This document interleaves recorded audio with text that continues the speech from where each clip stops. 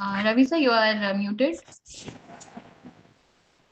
Yeah, I Yes, think sir. we can start. Meanwhile, attendees will join. Right, sir. I think we already have 90, so it's increasing. So I think we should start. Namaste to everyone once again, and welcome and good morning to all the honorable patrons, delegates, and the participants connected with us on the third and the very last day of this 3 days online training program, which was jointly organized by National Institute of Disaster Management, Ministry of Home Affairs, Government of India, and the Department of Earth and Planetary Sciences, University of Allahabad, Prayagraj. We all those 3 days we were, and including today, we'll be talking on the theme of Geo-Hazard Analysis and Management. So on day three, I heartily welcome our eminent resource speakers of today's sessions, Dr. Shovanlal Chaturaj sir, Scientist F, Geosciences Department, Indian Institute of Remote Sensing, Dehradun, Uttarakhand, and Dr. Kushagra Rajendra, Head of MIT School of Earth and Environmental Sciences, and the Lead Lab, MIT University from Haryana. I also welcome today the steering committee of the training program, Professor Jayanta Kumar Pati, Head of Department of Earth and Planetary Sciences, University of Allahabad, Professor Jayant Tripathi sir, in charge of the Center of Disaster Management, University of Allahabad. And I also welcome the advisory board members, Professor A.K. Rai, Professor S.S. Das, and Assistant Professor Dr. Priyamda Singh of Department of Earth and Planetary Sciences, University of Allahabad. This program is happening because of the joint efforts of our conveners. So I also welcome Dr. Amirli Khan, faculty of NIDM, Dr. Ravindra Pratap Singh, assistant professor in the Department of Earth and Planetary Sciences, and Dr. Prakash Kumar Singh, assistant professor at Department of Earth and Planetary Sciences, University of Allahabad. Today's session will be moderated by Mr. Shailendra Kumar Chaudhary, research scholar of Department of Earth and Planetary Sciences from University of Allahabad. And I myself, Yogita Garbal, young professional at NIDM, welcome all the participants and everyone on behalf of NIDM and the University of Allahabad. So to begin with the today's session, for welcome address, I invite now Dr. Prakash Kumar Singh. He's the co-convener of this training program and the assistant professor of Department of Earth and Planetary Sciences, University of Allahabad. Prior to joining the university, Dr. Singh was also research associate in IIT Bombay during May to November 2016 and received his PhD from IIT Bombay in 2016. Dr. Singh is a member of Indian Science Congress Associations and Indian Society of Rock Mechanics and Tunneling Technology. He has been a reviewer for several prestigious SEI journals such as Environmental Earth Sciences, Arabian Journal of Geosciences, and Journal of Geological Society of India, and others. Dr. Singh's interest mainly encompasses fluid flow in fractured rocks, rock deformations at varying stress strain conditions and elevated temperatures, along with stability of landslides and other engineering structures, such as tunnel, dams, underground excavations, etc. Sir has been awarded a startup grant for rupees 10 lakh from University Grants Commission for working the problems due to heavy water ingress under high stress conditions. To his credits, he has published more than 15 research papers in journals, indexed in Thomson Lectures, and presented several papers in both national and international conferences. I welcome you, sir, and it is your turn to give the welcome address and also the recapitulation of day 2. Over to you, sir. Thank you, Yogita. I welcome all of you on the third day of online training program on Geo-Hazard and its management. I think you have very briefly welcomed all. So what I'll do is just recap all those things which have happened till now so that our participants can get a feel of what has been covered and what will the last day cover. So just to brief, the day started with the conference, the online training program started with the discussion by Professor Sunit Dwivedi, who is the professor in University of Allahabad. He introduced the geohazards and related terminologies, and this laid the platform of this online training program. He discussed briefly, about different geohazards such as earthquake, cyclone, and drought, as well as flood. since he has worked extensively in atmospheric modeling, so he discussed about the future prediction in annual rainfall pattern, and he also discussed about the changes which are going to take place, in terms of rainy days, in terms of dry spells, and how monsoon pattern will change over a long period of time, mostly over the Indian climate. So, followed by this, Dr. D.P. Shukla from IIT Mandi, who is an associate professor over there, he joined this online training program and he discussed the same thing, but broadly from a geological point of view. So his presentation was mostly discussed around the geohazards, mostly in terms of landslides, which is very common in the hilly areas, as every one of us knows. He also showed various tools and websites where which are essentially open sources of data collection, and which, if taken in addition to our own research finding, can obviously enhance the overall research finding and will be provide a better platform to understand the geohazard in a better way. He showed various field examples, most importantly the recent Chamoli landslide through satellite images, and was able to discuss the process and mechanism which caused the landslides in a better manner. So on the second day, this was the end of the first day. On the second day, the lecture was started with Dr. Naresh Rana from University of Delhi. He mostly used pictorial representation of the geohazards and geo-environmental hazards which have happened in the last decade. And mostly he discussed and concentrated on the Alaknanda Valley, which connects very well to the global scenario also. So I could still remember that the destruction which was caused by Rambada in the Rambada region by Mandakini flash flood was very well taken by Dr. Rana's presentation. He has very well pointed out that the haphazard development along the Alaknanda Valley and many other valleys, not only in India but around the world, has impacted the health of the river and has also caused in the large number of incidences of natural or anthropogenic, what we can say, geohazards. He showed various field examples of unplanned overburden deposition by these construction companies, which ultimately leads to mass movement into the river, ultimately damming the river. So these are some of the geohazards which he discussed mostly, and his point of view was that if not natural, ignorance is the most common cause which results into the devastation, mainly in the hilly areas. So he used satellite images and fieldwork data to effectively map these geohazard areas, and he was very well able to demonstrate the mechanism of very large landslides.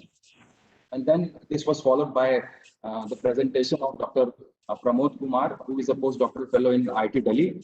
As we know that many institutions have started to predict the extreme climatic changes which will be going to take place in future, and this will make the monsoon very extreme. And people have predicted that India is one of the countries who is going to take the wrath of this. So we have already witnessed several flash floods related to hazards in the past decade, be it Kerala, Tamil Nadu, or any hilly areas in India. So it is the right time to invest our energy in predicting future flood and the causes which are going to take place as a result of this. So our speaker, Dr. Pramod Kumar, has exactly understood the gravity of this problem and utilized his resources in the form of satellite images and computational modeling to explain the geohazard problems in the Alaknanda Valley. Dr. Pramod also discussed various tools and websites which are open sources for collecting such data and enhance one's research. He has worked extensively in analyzing the extreme events, such as extreme precipitation in long-term future prediction, in several geological and environmental inputs. I think that Dr. Pramod has summed up very well the present situation related to problems caused due to geohazards, especially flood due to extreme precipitation. So this is all what has been done till now. So I think that overall, the input and the vision with which this webinar was started has been able to fulfill the demands of all the participants as well as ourselves. So I think we are going in the right direction. And today, the most important way is that how to manage these hazards once it has been caused. So I think it will lay the platform very well for the young researchers as well as faculty members as well as researchers from around India who have joined this webinar for a better research finding and for the safe and sustainable development of India. So I hand over the mic to Yogita. Thank you so much, sir. Now I'd like to invite Dr. R.P. Singh, sir, if you want to add on today's introduction of the program. Thank you so much, Dr. Prakash. I welcome all the participants who showed the enthusiasm last 2 days and have already joined in a good number till now, and they will be continued. Uh, as he made, like Dr. Prakash made my work a bit easy. Like there is no need to explain what has been done so far. But I will just explain the same thing with what we have started. What was our objective of this training program? The training program has three major sessions. The first day, the session was basically to create a platform or to explain the basics of geohazards. That has been done, as explained by Dr. Prakash already. That had been done on the first day. The second day was the analytical day. And now, today, in the same continuation of the analysis, Dr. Sovan Chaturas, he will lead us toward the management and mitigation part of it. Started from the with the same computational environment where we left yesterday in the with the Pramod. He explained how to analyze in a computer environment of computation and modeling. Today, Dr. Sovan will lead us, started from the same, within the same environment in the geospatial, how the geospatial and tools and techniques will help us to manage certain hazards. Then it would be toward Dr. Kusagra. He will discuss some mitigational procedures, some of the traditional one, and he came up with some new themes within it. So hope you all will enjoy today's session. And I thank you, Dr. Chatoras and Dr. Kusagra, to join us for the same. Thank you so much. Yogita, I think we can start with it. Yes, sir. So now we will start with the technical sessions of today's day 3 of the training program. To invite the first speaker, now I hand over this mic to Shailendra Kumar. Over to you, Shailendra. Yes, ma'am. Hello, everyone. I am Yes, you are audible, ma'am. Hello, everyone. I am Shailendra Kumar Chaudhary, research scholar at University of Allahabad. And very good morning, everyone, and a warm welcome to all joining our today's session. Our today's session first speaker is Dr. Somalal Chatora. He is working as a scientist in geosciences and disaster management study group of Institute of Remote Sensing, Dehradun.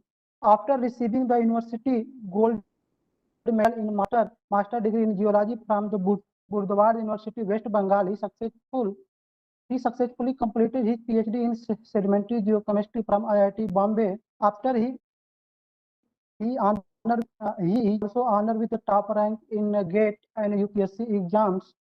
He exposed to real challenge in engineering geology while being associated with NHPC Limited as a geologist for 3 years. He has also authored many research published more than the 25 research articles and with 350 more than citation published a research paper in national and international journal and the book in sedimentary geology, landslide and hazard assessment and application of remote sensing in mineral exploration.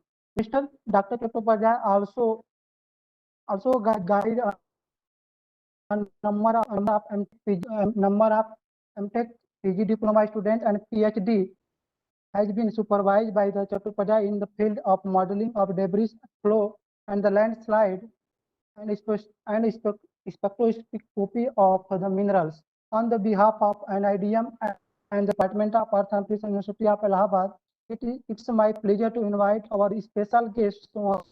Sohan Lachakya, of today's session. He will share with us his expert opinion on the management of plan of geohazards. Sir, over to you.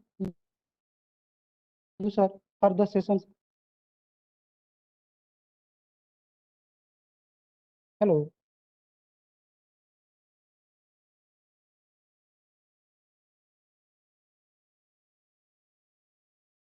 Am I audible So loud and clear? yes, yes, sir. Now. Very much, sir. Okay, thank you, Shailandaji, for your introduction, for my introduction, perhaps.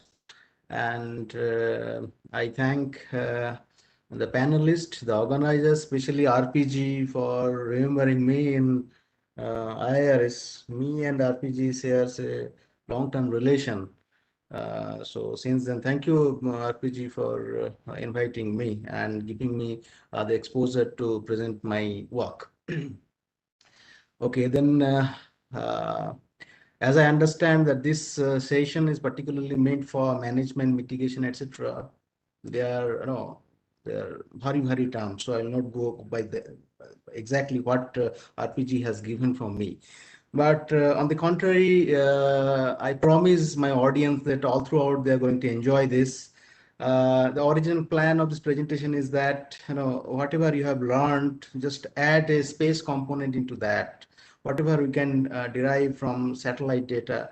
As I have been working in ISRO for last almost 10 years, so whatever I have understood in terms of geohazard, especially I work on landslides. So in the landslide field, whatever whatever way the space technique could help us in the especially in the grassroots level. So I'm going to cater to that only. And obviously it will include some portions of mitigations because I work on modeling, mostly on modeling of that. Right. So if RPG, Yogita and Shailendra permits, so I would like to share my screen and go straight away with my presentation. Sir, it's all yours. Please. Yes, sir.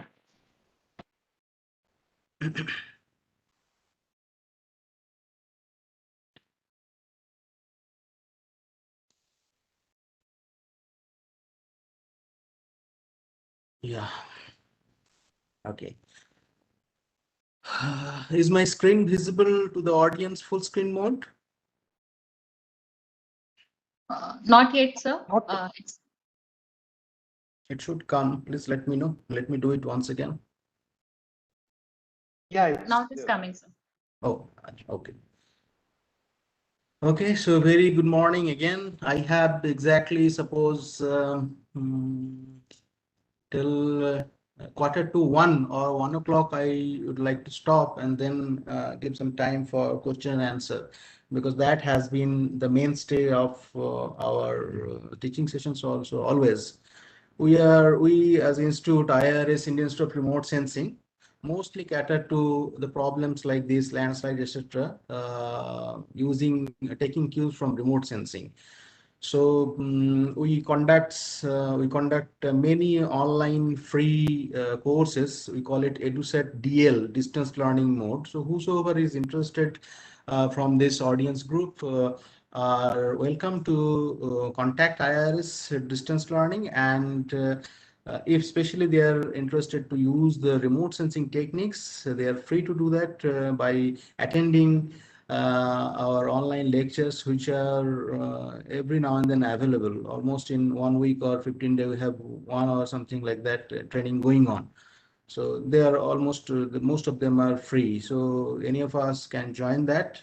Any of you can join that and get the full advantage of this. So this is beyond, suppose 1 hour I try to make everything understand, but no, there will be some questions in chat box that are not readily answerable, and the technique itself is quite new to any of us, then it takes some time to digest that. So give yourself sufficient time. This is a field which has a rigorous study before attending this lecture. Remote sensing as such is a science which needs your knowledge from your physics, mathematics, chemistry, all these backgrounds taken together and then now put on the space platform. How do I see things? So it's about that only. All right, so straight on to my presentation. I'm going to discuss about the remote sensing techniques for landslide hazard and risk modeling, some aspects of mitigation and management. Right, to start with that, these are the things that I do not right now do not want to discuss: the strain parameters, strength parameters, and stress parameters. The strength, strain, and stress parameter, I understand that people audience here, they understand it very well. So I'm not going to speak about that. So I will start directly with the types of the landslides. The way landslide has been classified, we'll get different classification schemes, but the most popular one is that when we go about the types where the material involved is different: rock, debris, and earth. Earth is nothing but your plain soil, maybe, which geologists call it clay. And then this axis, the vertical axis, is a process involved. So it can be fall, rock simply can fall, debris can fall, earth can fall, though it is rare. It can topple.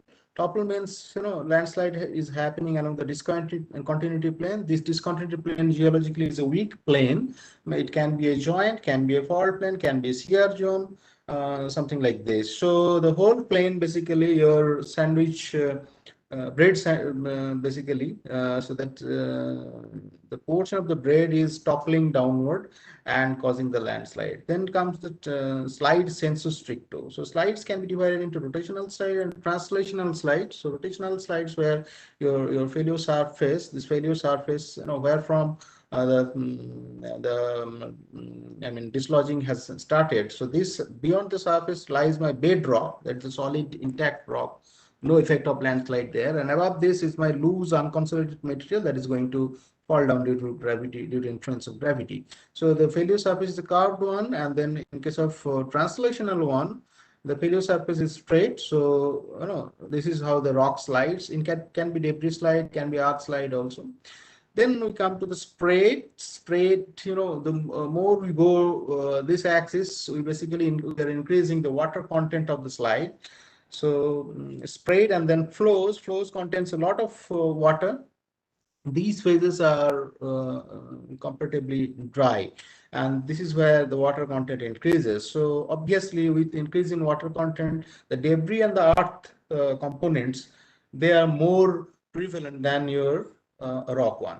So that's why rock flow is rather uncommon, but debris flow and mud flow, they are very common. Right, then comes my complex, any landslide because we are suppose in Uttarakhand, Himalaya, and then we see the landslides to happen when it is hit by tropical monsoon every year. So many big landslides we have studied, and some of them we are going to include in this slides also, discuss about their causes, model them, etc., how to mitigate them. So we'll come to that, but before that, I want to let you know that any big slide, in most of the times, they may not be only one of the categories. They may not belong to only one category of these. There can be a combination. So maybe at the starting, at the source location, they can be a simple rock fall or rock topple, and at the bottom part, they can be a flow. So that's why they are complex. Most of the slides, big landslides, or which are occurring since suppose 1 to last decades, they are complex in nature. Right, so a few notes that we are going to discuss here. This is specially required for our hazard zonation aspect, and the hazard zonation will do using satellite data only on the GIS platform. We're going to learn about that, how we manage these things. So definition wise, I'm not going to repeat these hazard, disaster, etc. But as for the few important notes, I must emphasize on the vulnerability, susceptibility, and risk, these three components. There will be many versions of the definitions available in standard literature, but what I prefer is that vulnerability in most of the times is element specific. So it is determined by the capacity of the social, physical, and economic structures to withstand and respond to hazard events, but it's related to the elements present. Element means, by element I mean geospatially, suppose I see a satellite image, so I take the building footprints, I take the villages polygons, or suppose the cropland or the road network. So I digitize that on a satellite image, and these layers basically I take for my calculation of vulnerability. So I take road layer, then I take my building footprint layer, wherever villages are there. And then I take suppose the cropland, all these which are at stake due to landslide hazard, all these taken together, if I stitch it in a GIS platform, so I get what is called vulnerability map. Obviously, I reclassify that into different classes, very high to very low, like that. So that gets me vulnerability. Then coming to sustainability, it's basically the capacity of the vulnerable elements to withstand action of a given degree. It has a time connotation, so sustainability may change in future or was different in the past. So sustainability basically, suppose of a landslide hazard, due to a landslide hazard of a land piece, mainly will take care of the distance of the land piece to your fault system, or suppose the soil type, the lithology, geology of the area, what are the structures present, how distant they are from the lineaments, major lineaments, the distance from the streams. So all these information taken together, if I put into the GIS, then the output what I get is sustainability map. So sustainability basically takes care of the causes, right? And the elements that are put at stake, there will be my vulnerability. So risk, again, there will be different definitions available, but the way I take risk is that it's a product of vulnerability and sustainability. So if you have vulnerability, if you have sustainability, you take both, you get risk. I understand that apart from these two terms, there are many things that are to be included, that are supposed to be included in calculation of risk, but as for now, we're not going to discuss about that. So for me, risk basically of a pixel, because ultimately you're going to produce a map. So that map on GIS consists of different thousands of millions of pixels. So each pixel will tell you about the information of the vulnerability and the information about the sustainability. I should have taken the factor of safety, or how strong the buildings are engineering wise, or suppose the exposure or the socioeconomic factors of the area of the people getting affected because of landslide. Should have taken that, but as of now, for this discussion, keeping it quite simple, I am not considering those. So for my risk calculation, my factors are vulnerability and sensitivity, only these two. And then we'll do a risk assessment kind of study. I will show you how mathematically you can model and play in GIS to get a risk assessment, or a vulnerability map, or a sensitivity map. Then we'll come to the mitigation aspect. Mitigation, we should not stop at doing a assessment only, because assessment is going to get you what? Sustainability or risk map. But beyond that, what happens?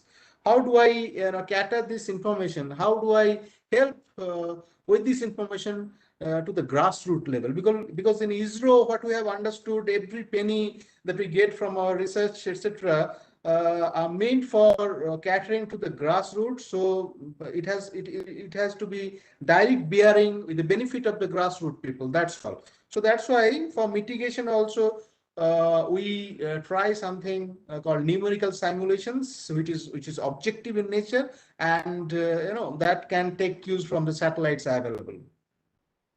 Right. So if I want to understand the stages of the landslides, what are the status and how we go about it, especially when we come to the geospatial modeling. So we start with the inventory map. Inventory is nothing but, where your landslide polygons are present. So you have a satellite image, or simply suppose you go to Google Earth platform, you go, and then on any day, you can see the landslides present. You can map those using a polygon. So these will be called your landslide polygons. So that is your basically inventory. Inventory prepared from an image that is available on the Google Earth platform. Many a times I have heard people that Google Earth image. Please understand, there is nothing called Google Earth image. We should not use that.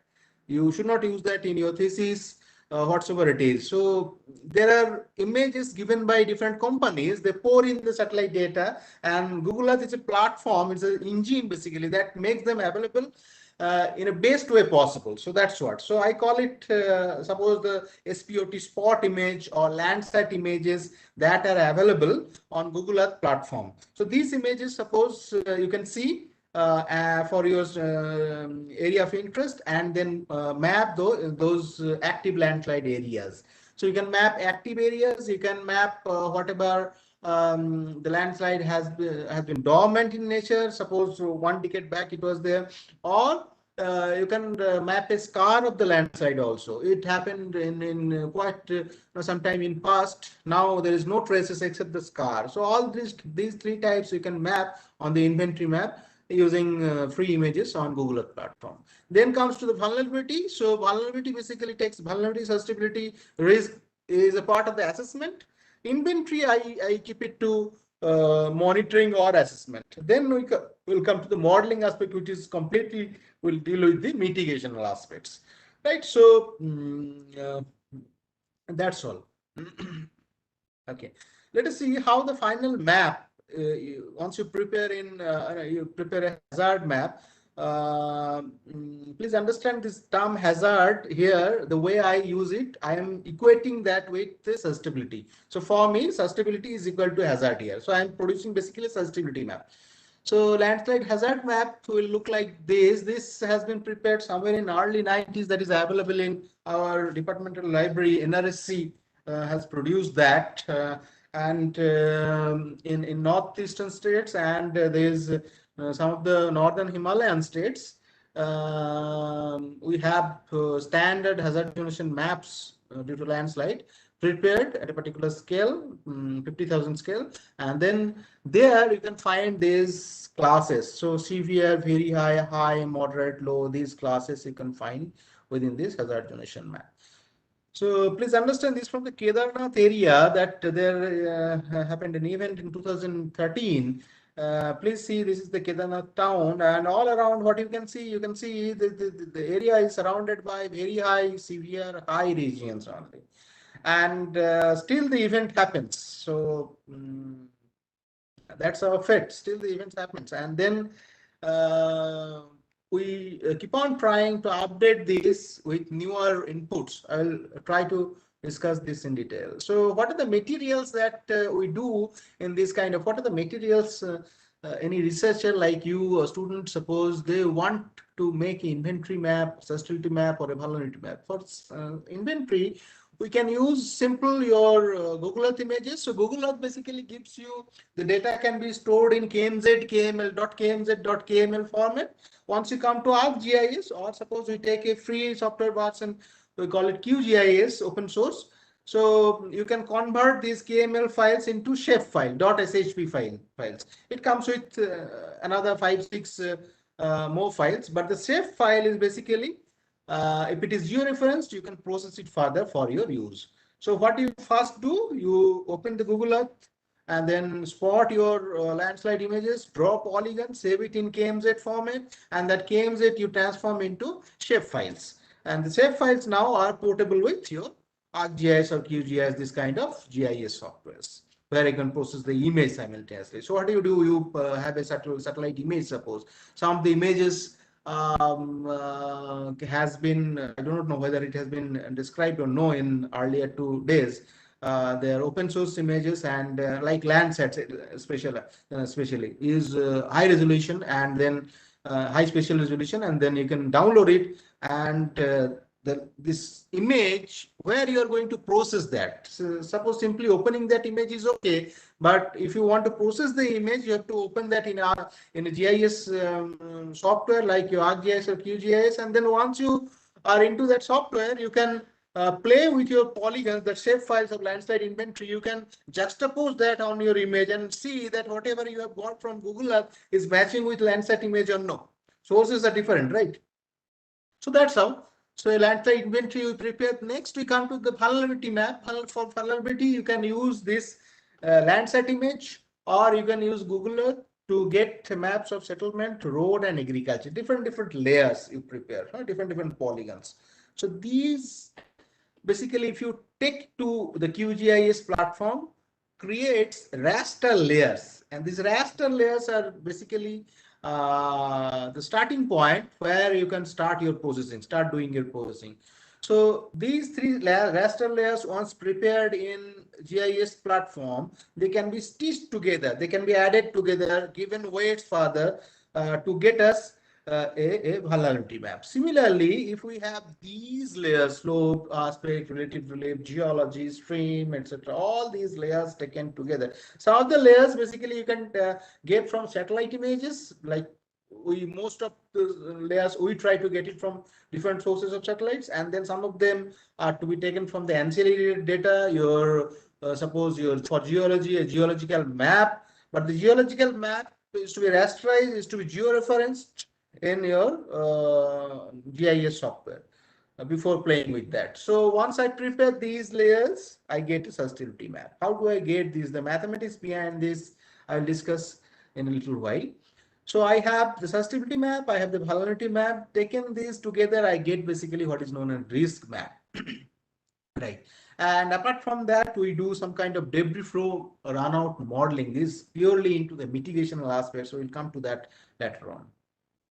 Right, so this is what I have been discussing till now. So we have different layers, vegetation, soil depth. These are the different layers that we prepare from satellite images. They are satellite derived products, most of them, some of them are ancillary. And now we bring in some mathematics to add these. How do I go about this? How do I stitch them together? So the beauty is there. Some of the techniques, these are available in GIS. Some of the in GIS software, some of the techniques are, they are knowledge-based, heuristic models. So knowledge-based means the operator, like you, who are doing this, is well versed with the area, well acquainted, and then he or she knows that which of the areas are to be given importance and which can be left aside. So you can further give them weights before stitching those. So that is one aspect. Another is that I do not know about the study area. I'm completely blind about that. And I expect mathematics to help me so that there are statistical models available. These statistical models, according to mathematical algorithms, they basically join these layers to get me a final map, sustainability map like this, right? So what basically we do here, little bit of detail I'll like to give it to you, because without this the flavor will be lost. So I please request to bear with me a little bit, just a little deep in this. So what we initially do, if you remember, we prepared a inventory map where landslide polygons were there. You have taken that from your Google Earth. Now I have an inventory layer prepared, and then each of these layers, like your slope map, this slope map, I juxtapose that on the inventory layer. So inventory layer and then your slope layer. And then if I see these two layers together, the stitched product, the added product together, what I will find? Each pixels in this map, output map, each pixel will have information about the slope. The slope map originally had different classes like 0 to 20 degree, 20 to 40 degree, 40 to 60, 60 to 90, 4-5 classes. Slope map originally had, and the inventory. So each pixel in the output map will give me information about the slope, comma, landslide, yes or no. If it is coinciding with the landslide polygon, yes, or not, no landslides are there, no. So each pixel will give me information about slope, amount, and the landslide, yes or no. Like vegetation crossed with the inventory. So it gives me what type of vegetation and landslide, yes or no. So all these information, so each of these thematic layers, I cross initially with the inventory. Why I'm crossing it with the inventory? It is required because, we understand, we go by the age-old James Hutton's principle, the present is the key to the past. So whatever happened in the past, that will happen in present also. So landslide polygons, if one area is, there are so many landslide polygons, that means it is infested with landslides. So that means that in future also landslides will keep on happening in that place, right? So by this principle, I have to, that's why I cross every layer, every raster images, raster maps like this, geology, geophology, etc., with my inventory. So the cross product basically is called 1-1, your weighted factor maps. Can you see we have stacked different layers? So each of these layer basically is an output that I got by crossing the inventory and one of these layers, like slope aspect, one of these. So each of these crossed. So gives me one output. So like this, several outputs from all these layers are stacked here. I further join them together. So I give another set of mathematical algorithm here. I employ them, and I employ them to give me a susceptibility map. This is the final susceptibility map that will come out. So here, what kind of mathematics we have played, because this is, we have come up with a by employing a your statistical software. Statistical way. We have calculated the information value. So this term you should be aware of. The information value. What is that? Information value is nothing but a numerical value that each of the pixel in each of these maps will give you, right? So the information value basically tells you about that whether a particular class in a particular thematic layer is influential in terms of occurrence of landslides or no.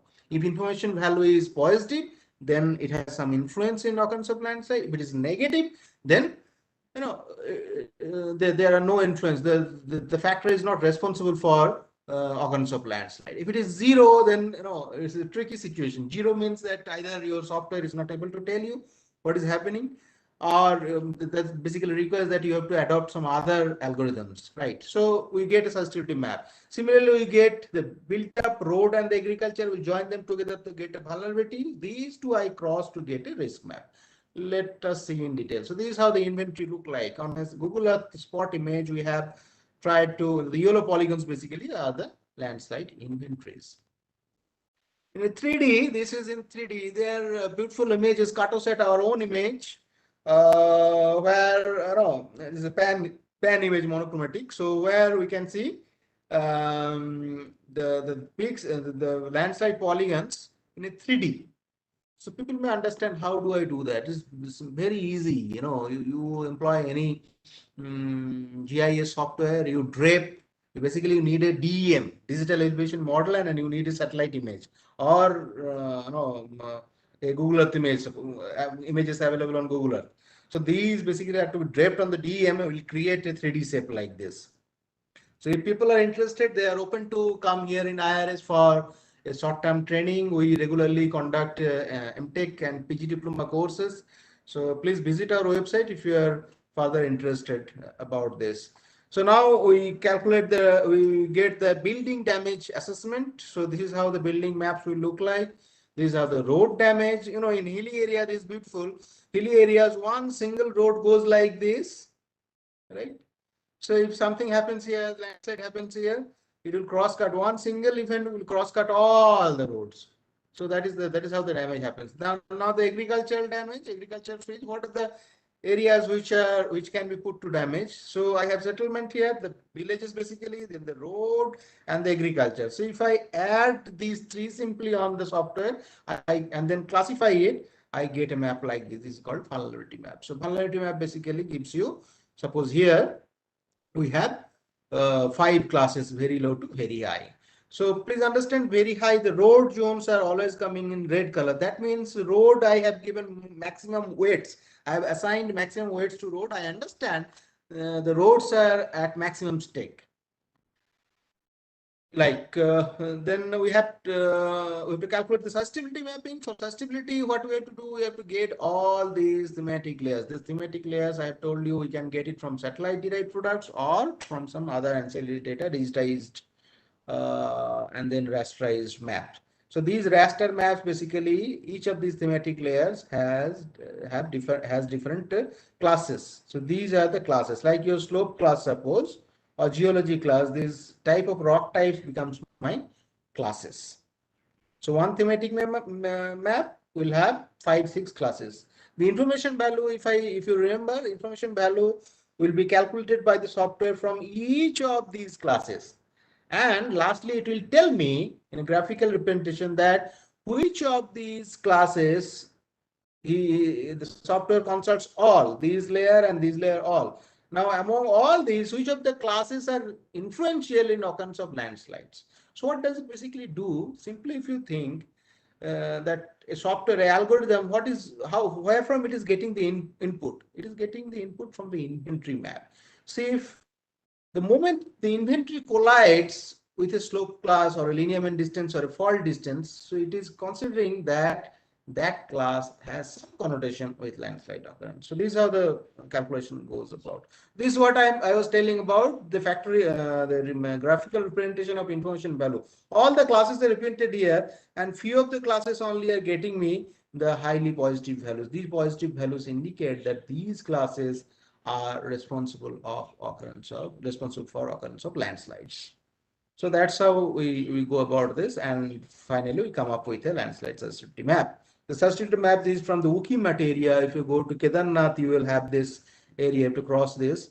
Ukimat and Guptakasi, there has been occurrences of landslide since last couple of decades, perhaps.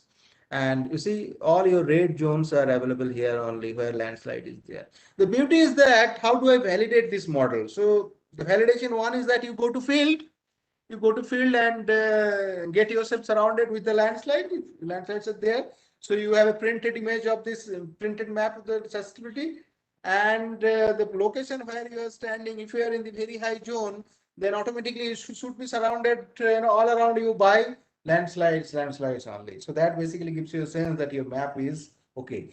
Or suppose in the field is located in the field where you locate yourself somewhere here in the green zone, right? Very low.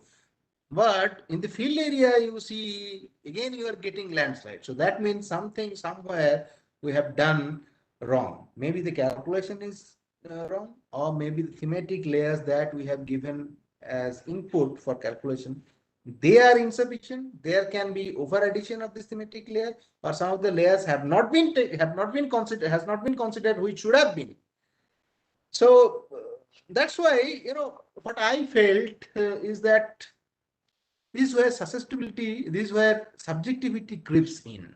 So you are never sure the susceptibility map what you have produced is foolproof or no. So anyway, we'll come to that later on. So whatever we have understood now, we calculate the vulnerability map. Agriculture plus built up plus road gets me vulnerability. Then vulnerable areas into susceptible areas get me risk. Right. So side by side, if I see, this is how it looks like: vulnerability, susceptibility, and risk map. Right. So we have done similar studies in Yamunotri area. They're all post 2013 event, because please understand, 2013 event didn't hamper only the Kedarnath value, the Gangotri, Yamunotri, all of them were devastated. So we tried to make maps post disaster of Yamunotri area, of again in Kedarnath area, but this time it was post disaster obviously, and we found that similar high vulnerable zones are still lies there. So we have been into this phase. If you see the phases of a disaster, so we were preparing up to now. So by preparation of your hazard donation or sustainability map or vulnerability map, what you have been doing, you were basically preparing yourself for the next landslide hazard to come. Then comes the warning phase. So in warning phase, what is to be done? The district authorities or the authorities responsible, they basically take cues from this preparation data, these kind of maps, and they develop a pre-warning system, and they have several models ready with them. So depending upon that, whenever there is a rise in suppose water level, or there's an inclement weather, they give the warning to the people who can be infected. And in spite of that there will be impact. So warning is there, people are alerted, they can be rehabilitated, they can be, from they have been made aware about what is coming, but still impact will be there. So impact is there, and then it is followed by the emergency response. So once impact is there, emergency response. So this is again important. Emergency response also in this phase also, whatever you have prepared, they come in help. So you know which are the locations which are extremely vulnerable, which are the locations, which are the pockets where red zones are coming. So that means if you have to supply the food packet, if you have by helicopter suppose, or if you have to evacuate somebody, where to land the helicopter. In 2013, I tell you, this was a major contribution from IRS. We tried to give input to the government. We went to the helipad and given them our maps to the parts and the people who are involved there, just to locate that which are the safe positions to deposit the food, or which are the locations which may be till now not affected by the disaster, because that time during a disaster of that scale, anything will not work in next 24 hours. Your phone is gone, everything is, connections are gone, only what works is a satellite phone. So we tried to station some satellite phones. We had given them in with the pilot, but that were supposed to be dropped at the right place. Who will tell you which is the right place at that time? Whatever data you have prepared, whatever data you have, we were going through before the warning phase, they basically come in contact and they basically help you to tell about where the response, emergency response is to be catered to. Next comes the recovery page.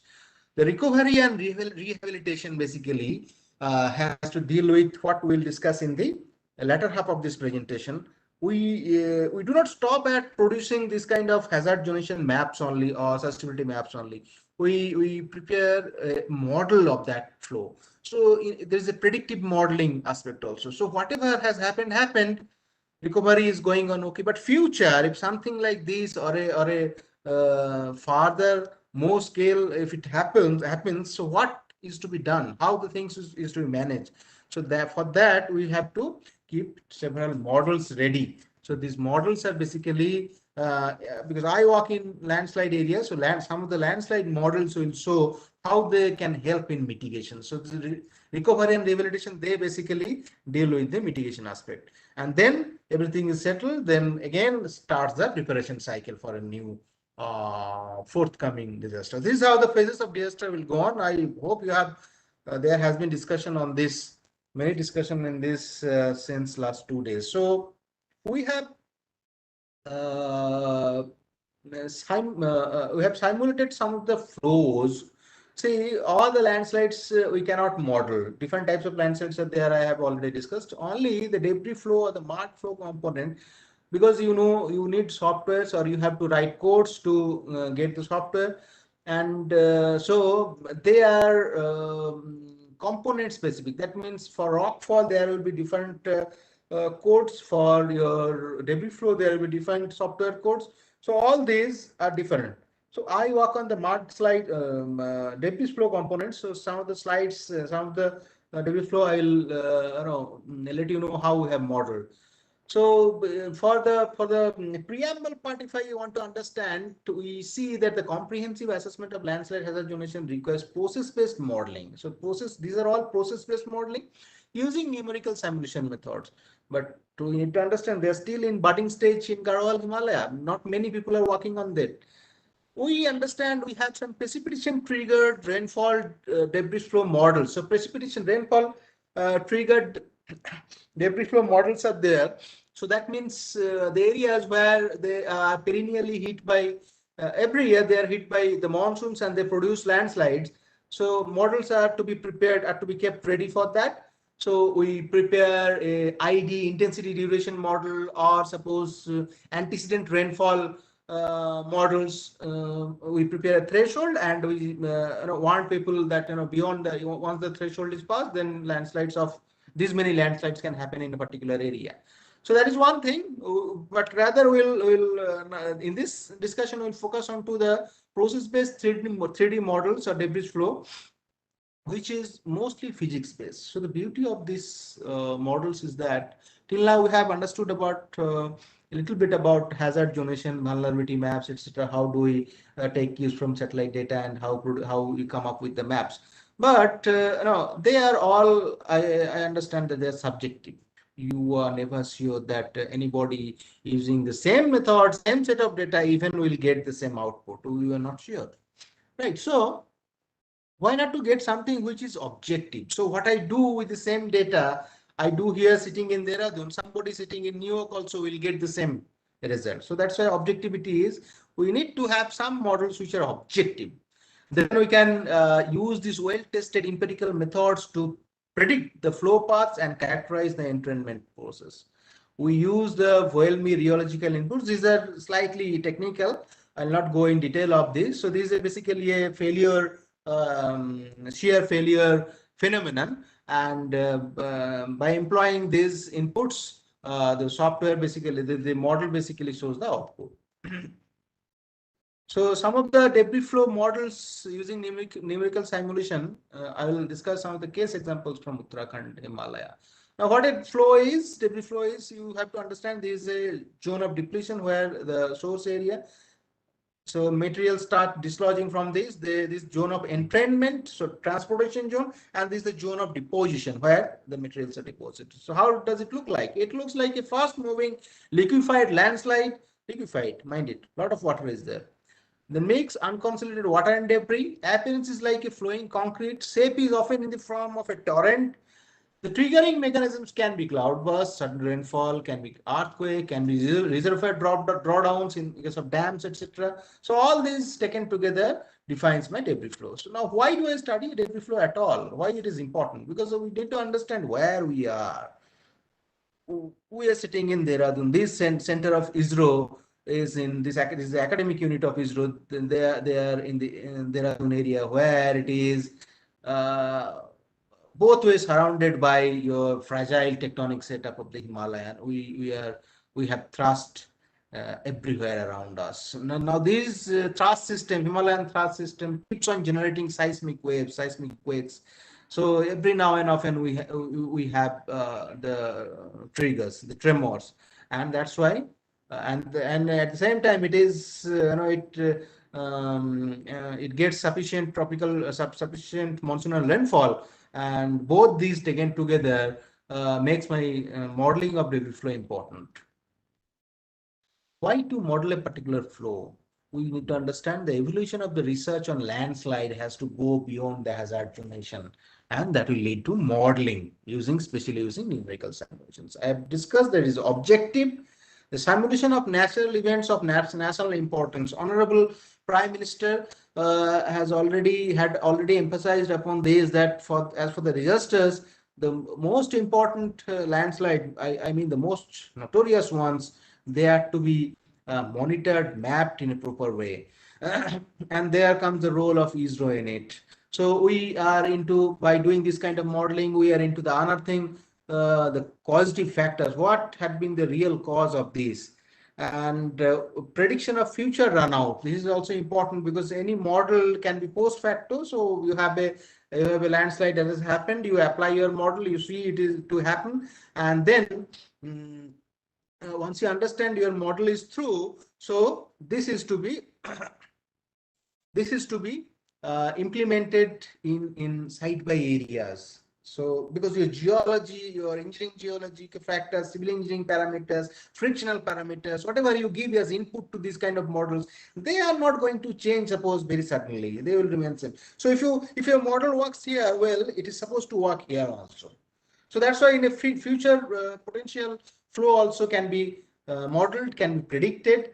In one single landslide also, if that is that big, that every rainy season there are new occurrences of landslide, it increases the area, this model can be adopted.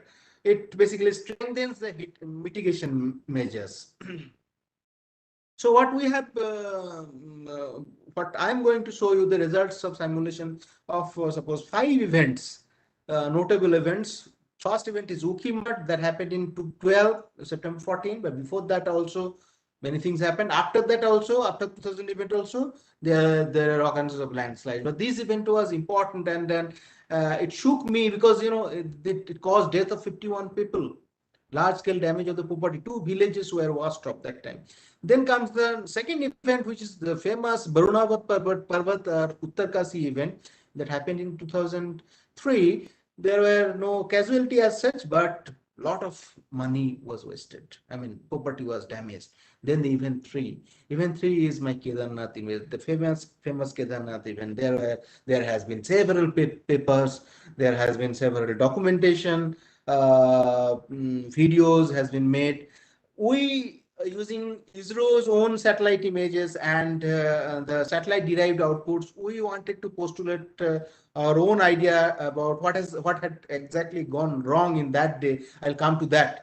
So, and that is published in National Hazards Journal. Any of you are interested, last slide, probably I will come up with a bibliography. So you'll get all the links, etc. there. Whosoever is interested can go through for further studies or can consult us. Then comes the Maline landslide in Maharashtra. You know, all of these landslides, top 3 landslides are well within the Himalaya, where the lesser Himalaya, higher Himalayan rocks are involved. And we have seen quartzite, from quartzite, phyllite, then the different varieties of carbonate rocks, granites, etc. were involved in this. But for my query, I wanted to know whether this is going to work on basaltic rock also. Vast basaltic terrain, the Deccan Trap, the southern India, will this model, this mathematics works there also? So yes, we have seen that it works well in basaltic rocks or weather derivatives of basalt also.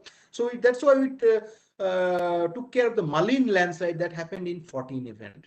And for these are the landslides wherever the work came to us that there are some government requirements we have tried. These are the models we have developed for them only, and I am going to show it to you. We tried to model the Sanko Sea landslide that happens in Nepal. You know, why Sanko Sea is important, because anything happens to Sanko Sea is a river. Anything happens to Sanko Sea river, we are going to have the result we'll see in our Kosi in Bihar. So any blockade happens there, Sanko Sea, this river gets dried up, and then suddenly, suppose the blockade is blasted off, all water comes and flood our own Kosi. So that's why the monitoring of Sanko Sea is important in terms of managing your Kosi. So that's why we try to model that also. So now, what are the outputs that we get from this kind of flow modeling? We get the height, the velocity, momentum, and the pressure. These 4 important geophysical parameters basically are what that we'll get from the model. So it basically gives you a runout. It shows you the flow in 3D, and at any point, any XY you click, you will get the variation of all these 4 important parameters. Now, all these 4 important parameters are very much important. Why they are important, I will come. So this is the Ukimat landslide, Ukimat debris flow. This is source area, and then there are 2 villages, Chunni and Mangli villages, and it went through that, the landslide, and then washed off everything which was coming in its way and got deposited here. Then the Ukimat landslide, this I have already shown. This is what the your Uttarkasi Gurnavat Parvat landslide looks like. This is your normal Google Earth image. We call it natural color composites, where green vegetation is coming in green. This is called the FCC, false color composite, where your reflectance that is coming from the vegetation, that reflectance is put in a red gun of the GIS software. So it's nothing but the reflectance coming from the green material available on the surface, that is vegetation, has put in the red gun. So basically the infrared reflectance, vegetation, they reflects well in the infrared. So, so that will be kept in the red gun. So that's how all my vegetation appears red here, right? So this typical natural standard false color composite we have prepared from our own LIS4 image, right? LIS4 image is available with ISRO, and then if people are interested, there is a student discount also, researchers discount also, that can be procured from NRSC Hyderabad. So this is own Indian satellite data. Now this is what the satellite, this is how the torrent look like. So there existed a village, right? So all of them are gone now. So this is the physics part of the mathematics part of the model. We need to understand it a bit, because this basically helps you to understand what your inputs are and what you get as output. So input parameter basically is, you start with a DEM, digital elevation model. There are different sources of DEM. Some of them are free, most of them are free. You can download SRTM 30 meter, you can download Cartosat DEM 10 meter spatial resolution. By means of spatial resolution, those who know is good, but simply I put it like this way. Spatial resolution means the satellite the satellite image has a spatial resolution 10 meters. Suppose that means if two objects on ground, they are 10 meter or more than 10 meter distant from each other, then in the satellite image they appear as two different entities. If they are occurring less than 10 meter from each other, the satellite image is incapable of, the spatial resolution is incapable of distinguishing them as two entities, and they will appear as one single entity. So that is what spatial resolution. If spatial resolution is 5 meter, that means if two objects are at 5 meter distance or more, they will appear as two different entities. So is that clear? So that is what your spatial resolution is. The finer the spatial resolution are, that means more detail you are getting. So 1 meter spatial resolution. The KNS French Navy, they have Airbus, basically they have Pleiades data, multispectral data, and then their PAN also is available. So that is basically, it comes up to 30 to 60 centimeter, 0.3 meter. So 30 centimeter on ground, if the objects are distant at 30, more than or equal to 30 meter, they will appear as two different objects. So that fine the satellite images present, they can go. And if you are if you are going for a LiDAR type of survey, airborne survey, where you have a what do we call drone, and in that drone you have the sensors, LiDAR sensor, or suppose you have a TL, terrestrial laser scanners, your spatial resolution for a slope where landslide is occurring can go as low as few centimeters, 4, 5, 2 centimeter level. It's that fine. Obviously, it cannot cover a vast area, or the software cannot process it because data size increases. Anyway, so this is what digital elevations are. You can download. As for me, the free source is Allos Pulsar 12.5. You can download. Allos Pulsar is a hard output, basically synthetic aperture radar. You can download of any area. You can download 12.5 meter spatial resolution DEM. So it basically shows a 3D. DEM is digital elevation model. It's nothing but a cluster of XYZs. Now this XYZ points, you ask the software to make a plane, so it creates a plane like the way we see the nature. So that is what a digital elevation is. Now on that digital elevation models, you have your landslide polygons as inventory. The first slide I told you. Now inventory is basically, you can see, you can drape into that, or you can simply draw on the DM only. You can draw the polygon, and that basically is your starting point of the landslide. You see satellite images, you go to field, you know the study area, where from what is the source area of the landslide, same you draw it here. So you can take here from topo map or rectified images. Then the block area is to be drawn, where that basically is the release area. And then comes to very important physical frictional parameters. There has to be shear failure for occurrence of landslide, shearing.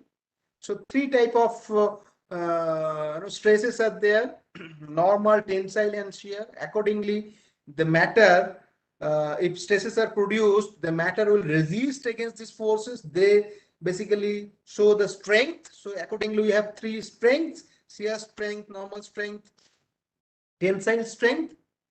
Now, the strength will be shown by manifestation of the strains that occur on the surface. So they may be elongated, there may be fractures coming. So these manifestations are called strains. So accordingly, we have STRAIN, strain. So accordingly, we have shear strain, tensile strain, and your normal strain. So these strains. So what we take care here is, consider here is the shear stress component. Shear stress is basically that is the main force responsible of a slide, a shear failure. The moment the failure happens, the landslide happens. So for that, we need to understand that suppose this block, red block, is going to, this is the slope with a theta angle, right? Okay, so I request you to keep your chats for the end, right? You can keep it ready, typed it ready, no problem. But slightly distracts me because human tendency that it go on reading that first. Anyway, so this block is suppose is going to slide along the slope of theta angle, right? Red block. So weight is mg. Now the component of the weight that is dragging it down is mg sine theta. Now this mg sine theta is basically the gravitational force, right? Opposing to this will be my friction. So if the friction, total friction S, capital S, the moment mg sine theta is more than equal to S, total friction, the moment even it is equal, then the landslide will happen. The shear failure happens and landslide happens, right? So this is the governing equation. And so what we need to give as input, sorry, what we are giving as input to the software, we are giving a slope because DEM we have given. So it automatically calculates the slope. This slope it knows. You are giving the area.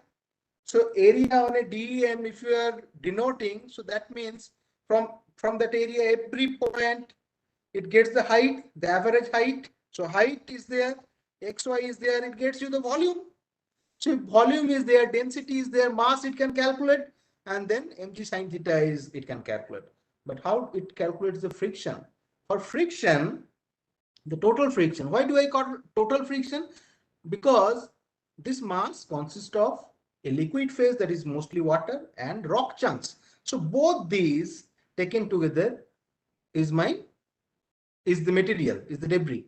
So there will be friction because of the water component, and there will be friction because of the solid component, rock chunks component. So this is how. This is basically the friction, total friction arising because of your solid component, rock chunks, and this is your liquid or water. So this is nothing but mu. Mu is your dry coefficient friction. Dry frictional coefficient, mu. So dry frictional coefficient, it varies from I don't know, surface to surface, material to material. This is the main force. If you remember in your class 12, class 10 physics, this dry friction was the main force that basically allowed whether you can walk on ice or you'll sleep. So that's it. That same frictional coefficient. So this rho is the density, h is the height, g cos theta, theta is this angle, plus rho is the density, this is for the liquid phase, g, u is in velocity, and xi. Xi is the frictional coefficient of viscous, we call it viscous turbulent friction. So just a minute.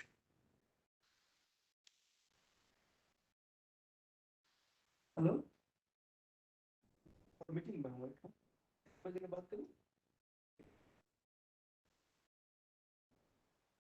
I'm sorry.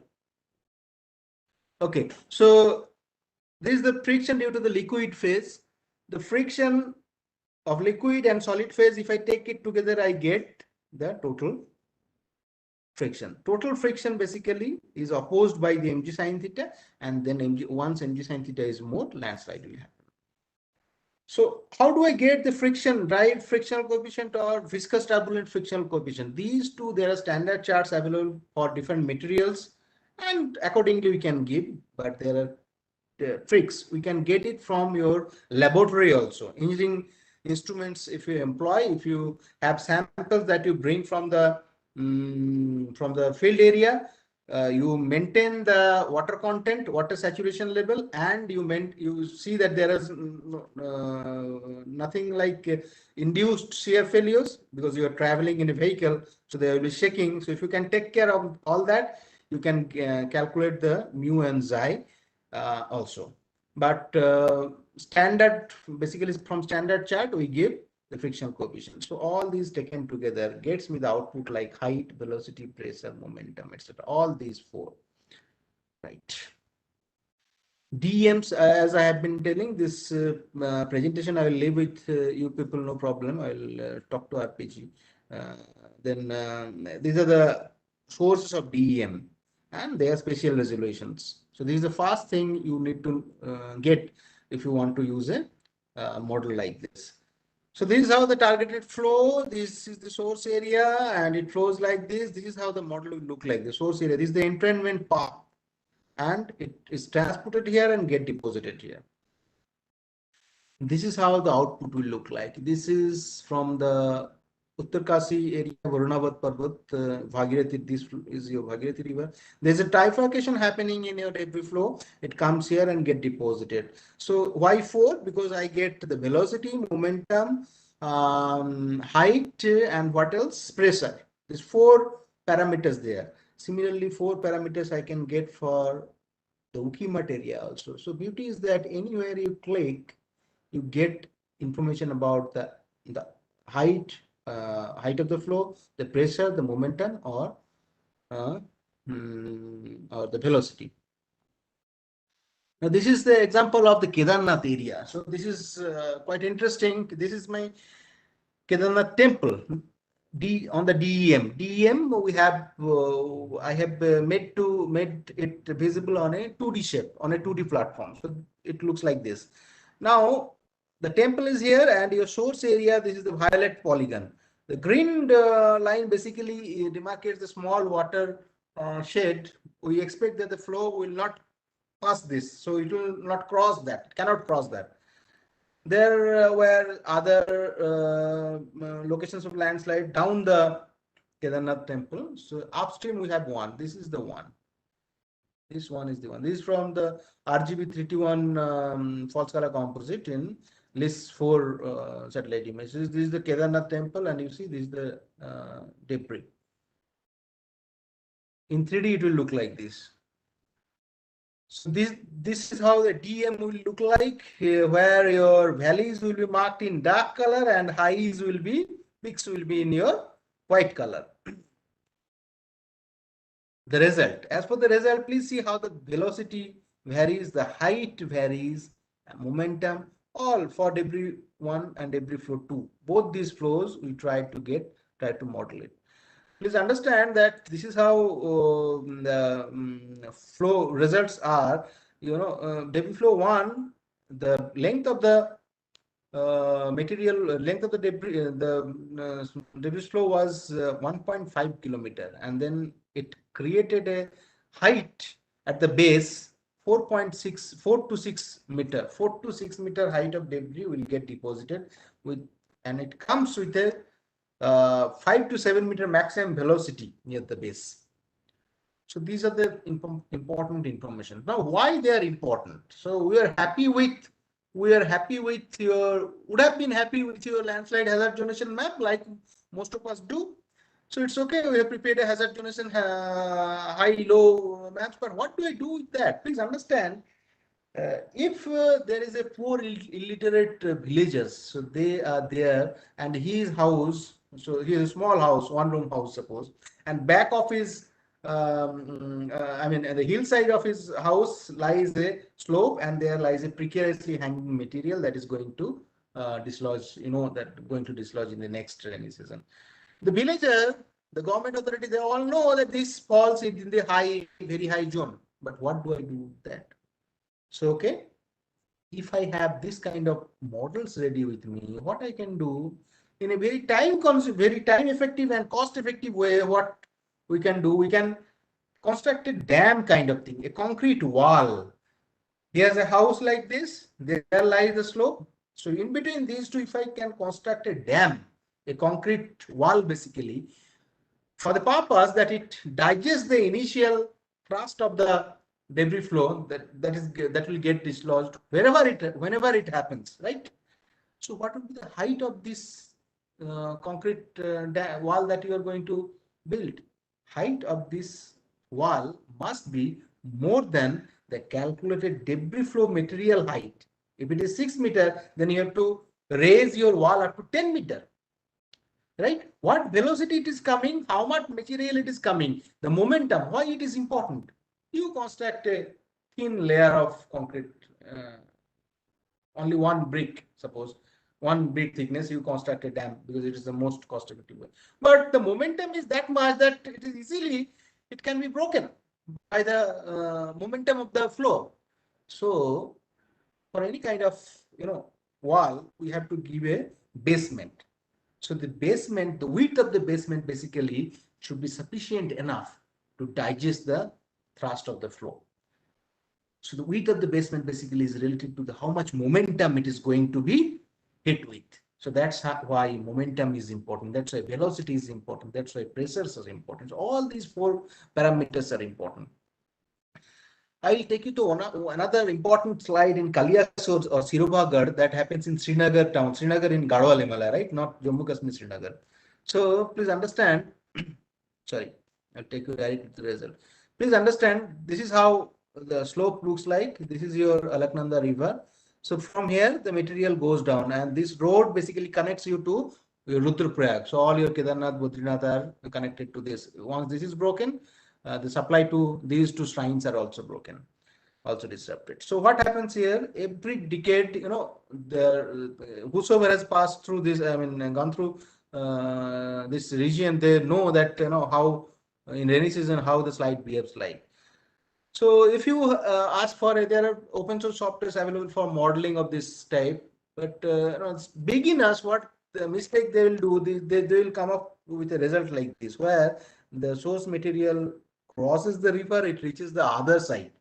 So this is how we also started like this, understanding this, and now our results look like this. It will be exactly restricted within this, and you know, this is the main road. So at the road point, suppose you want to construct a dam, that's the most vulnerable one. Just before reaching the road, you construct a dam.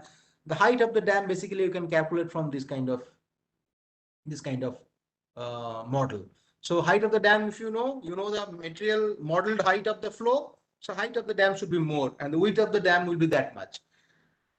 Please remember that this kind of implanting this kind of dam or remedial measures, you know, is cost effective. Just simply building a wall with a particular height will not cost you sufficient. I mean, substantial amount of money. So that's why what you can do, if you have models of this kind ready with you, you can suggest the authority to go on and implement a remedial measures of this sort. Right. So this is how I want to make you understand that how different DEMs will have different impact. So more spatial resolution DEM, something you have from TLS or airborne drone DEM, that will have far better result than your poor or coarse resolution satellite image. So the same thing, this is how this from the Koti, very near to Dehradun town. This is the place where it is very close to Uttarakhand Himachal border also. We try to model it. We have the TLS data, the terrestrial laser scanner DEM with available from that, and we try to model it. We're coming to the close of the end of this presentation. So we will see what happened in Maline. Maline in 2014, there has been a village like this. This is my own photograph. You have to go from Pune town if you want, and the landslide happened there.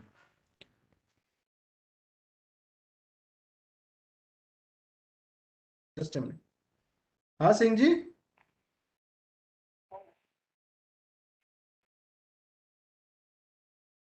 1:30 बजे तक हाँ ठीक है give me another 10 minutes.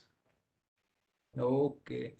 So as RPG has hinted that we have to conclude, so I have to move slightly faster, but I am very near to the end. So this is how in list 4 image the village looks like. Right now it has been washed off. This is the Google Earth image. And this is how there used to exist a village. There were many casualties in this case also. It's a postcard that we prepared using ISRO satellite data only. Before, this is the village before event, and after the event, how the landslides look like. Right. So this we have to skip. Skipping this also. The limitations. So I'm really close to the end now.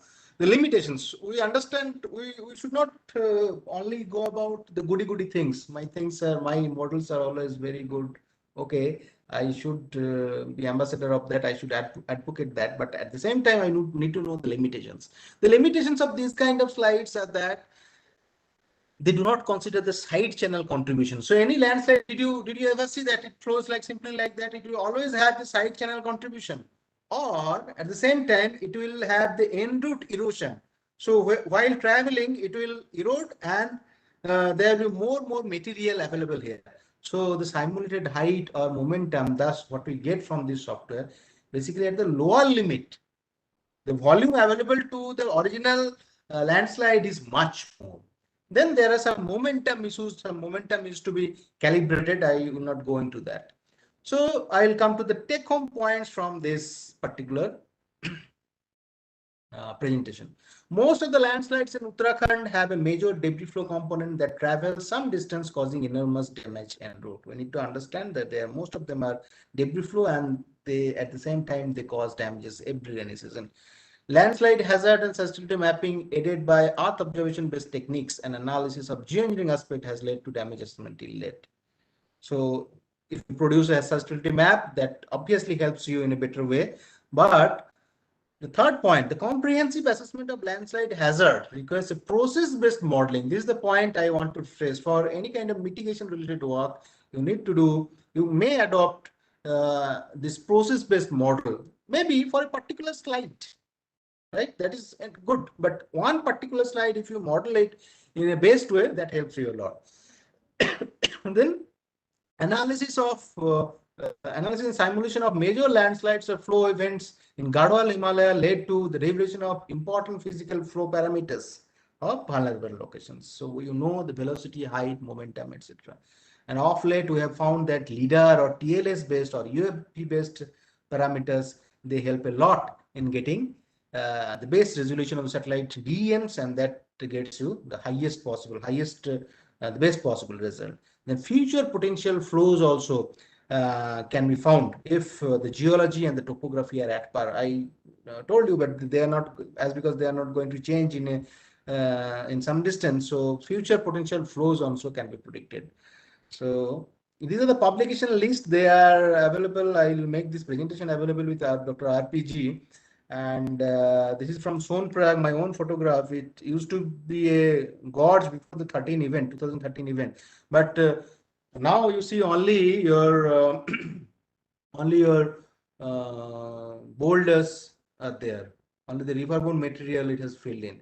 One beautiful study I like to end my presentation with is the Kedarnath story. I really didn't tell you the story. So what has happened? Please see this image. There has been many postulations and which tells that day a lot of water was available.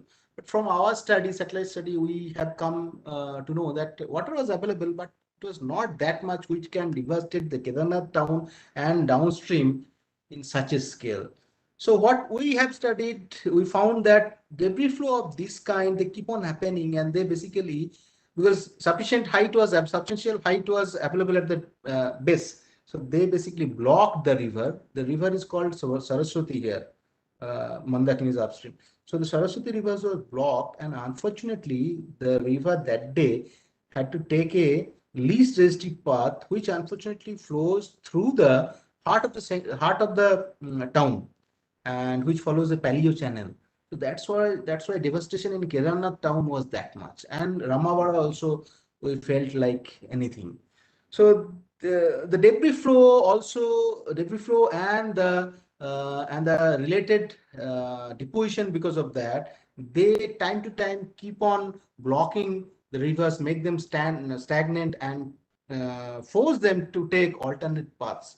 They also are equally dangerous. So that was the postulation from our studies that is available in Natural Hazards journal, available in our publication list. So I hope I made my points clear. Thank you very much for listening to me. Now I give the floor to Yogita, and I'm open for taking questions. Thank you. Thank you so much, sir. I think most of the participants, because they are from research or the students, so I think they will get highly benefited from these, because as you can see that there's a lot of interest going on in the modeling and also in the satellite-based, GIS-based systems. So one question we have from Anita is, what are the steps done for the prevention and mitigation of landslide that could have happened in Western Ghats. So she's interested more on the Western Ghats kind of scenario. Western Ghats के लिए see the rock type is different. It is basaltic most commonly.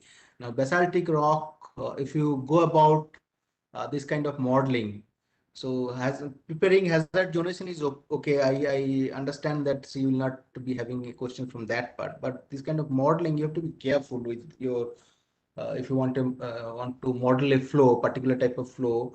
Be careful with your frictional parameters. The way you select your frictional parameters is very important. So initially, if you want to study this kind of things, your flow will flow in completely different way. It will not go like as it happened in nature. So that's how by trial and error you will understand. But that is the trick. There is no shortcut to that. Did I answer your question?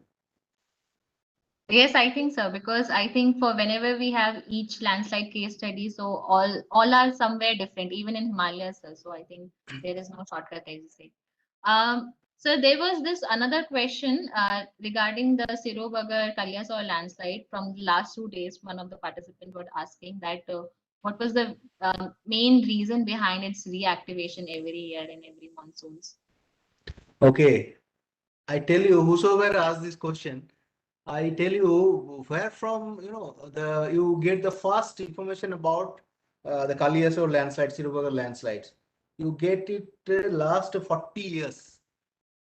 40 साल पहले भी there had been occurrence of this particular landslide, and today also in rainy season we have that. So if you ask about any particular reason, the causative factors, see, there are some positive factors which keep your slopes ready, like your rock type, like your slope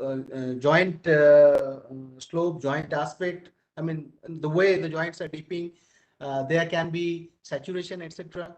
These are the causative factors which keeps your slopes ready for landslide. Then comes the triggering factors like rainfall, like seismicity. So once the slope is ready, vulnerable slope is ready, you need just trigger, and then the landslide keep on happening. That's why probably with incoming of triggering rainfall every year, we have every year these landslides. Thank you. Right, sir. Another question from Smriti Rai. Yes, sir. Please, sir. I just wanted to add in it. Sir, I think this is the most studied landslide in the Himalayas. Most studied का पता नहीं, but obviously it is well studied. Right, sir. So, from Smriti. एक minute Yogita, Shon Yes, साहब, this is Dr. Amir from NIDM, and thank Yes, you very sir. much for making a wonderful presentation. Thank मेरा you, भी एक ही Mr. Query है जो आपने बीच में address करने की कोशिश की थी, बोलिए. एंड क्वेश्चन इज ये जो हम जोनेशन तैयार कर लिया, how to go ahead with that, because lack of awareness and lack of or you can say in other words underutilization of the zoning maps. Forget about landslide, go to any other hazard, seismic microzonation या river zoning या coastal zoning, every type of hazard zoning is underutilized. How to improve the use of these zoning regulations, and you understand that how difficult it is to classify and zone all these things based on the hazard profile. So Thank you. Your question is really nice. So the answer to this is that, okay, let us leave landslides. We take other hazards, geo-hazards also. What I feel is that in this country, there is no unanimous scale. There's a dearth of unanimously agreed scale or the areas where we produce this landslide. So once these are fixed, so at a national archive level, the satellite and the susceptibility zones or hazard map should be available, because they are at preparation stage in this workflow. So they should be kept ready, and then few of them where the typical landslide happens or it is big or every now and then it is happening, we take out those for this kind of debris flow modeling. So your first part of your question is that how do we go about this? I'm really sorry. How the way we make this available to the authority is that whenever there is a event that occurs, So something from the government pours in, we give the output to the government, and the government is supposed to, I mean, the authority is supposed to take care of that or utilize that further. Rather, Amit sir, you are from NIDM, you are in a better position to help me out in this. No, that is the big struggle. And we are investing huge money in scientific research, but it has to be percolated down and go to our policies, and ultimately common man has to be benefited. Exactly. अभी तो ये लगता है कि सारे का सारा research होके वो हम पेपर पब्लिश कर देते हैं, सिर्फ एकेडमिक पर्पस होके रह गया. It's not translating into its actual benefit. Yes, So sir. we have to really strategize on this, and we shall come out. And it's not a unique case with landslides. It's almost with all hazards, as you rightly mentioned. So we have to definitely do some brainstorming on this as well and come out with some solutions. हाँ, Allahabad University को request करते हैं कि you organize another, as Amit sir has very rightly and rightly pointed. It's very timely question also. How do I use this data, the outputs? Exactly. We are eager to do it, sir. And NIDM is working as a mouth to hazard. It is always going to spread. And it is similarly working as social media. We are happy to be with be a part of it if it is going to be happening. No, we will definitely we can involve every one of us, whosoever has been in this program, and we shall plan some serious activity which can result into some action-oriented outputs. Organizing training programs is okay, providing awareness is okay, but ultimately I want के solution जमीन पे आना चाहिए ना. वो मुझे भी कम लगता है, जो आप लोग इतनी मेहनत करके अच्छी सी रिसर्च करते हैं, अच्छे से रिजल्ट्स देते हैं, अच्छे से खूबसूरत से कलरफुल मैप्स देते हैं, बट वो मैप्स जो ना वो सब पता नहीं कहाँ रह जाते हैं. So that is sent to government whenever I know. नहीं, मैं कल भी कोट कर रहा था कि दिल्ली का माइक्रोजोनेशन मैप बने हुए कितने साल हो गए, मेरे में 8-10 साल हो गए, और we are in the process of developing our master plan, third master plan for Delhi. Amit sir, I think that we do not go into this. No. I know that. No. We need not. No. I got it. Your perspective.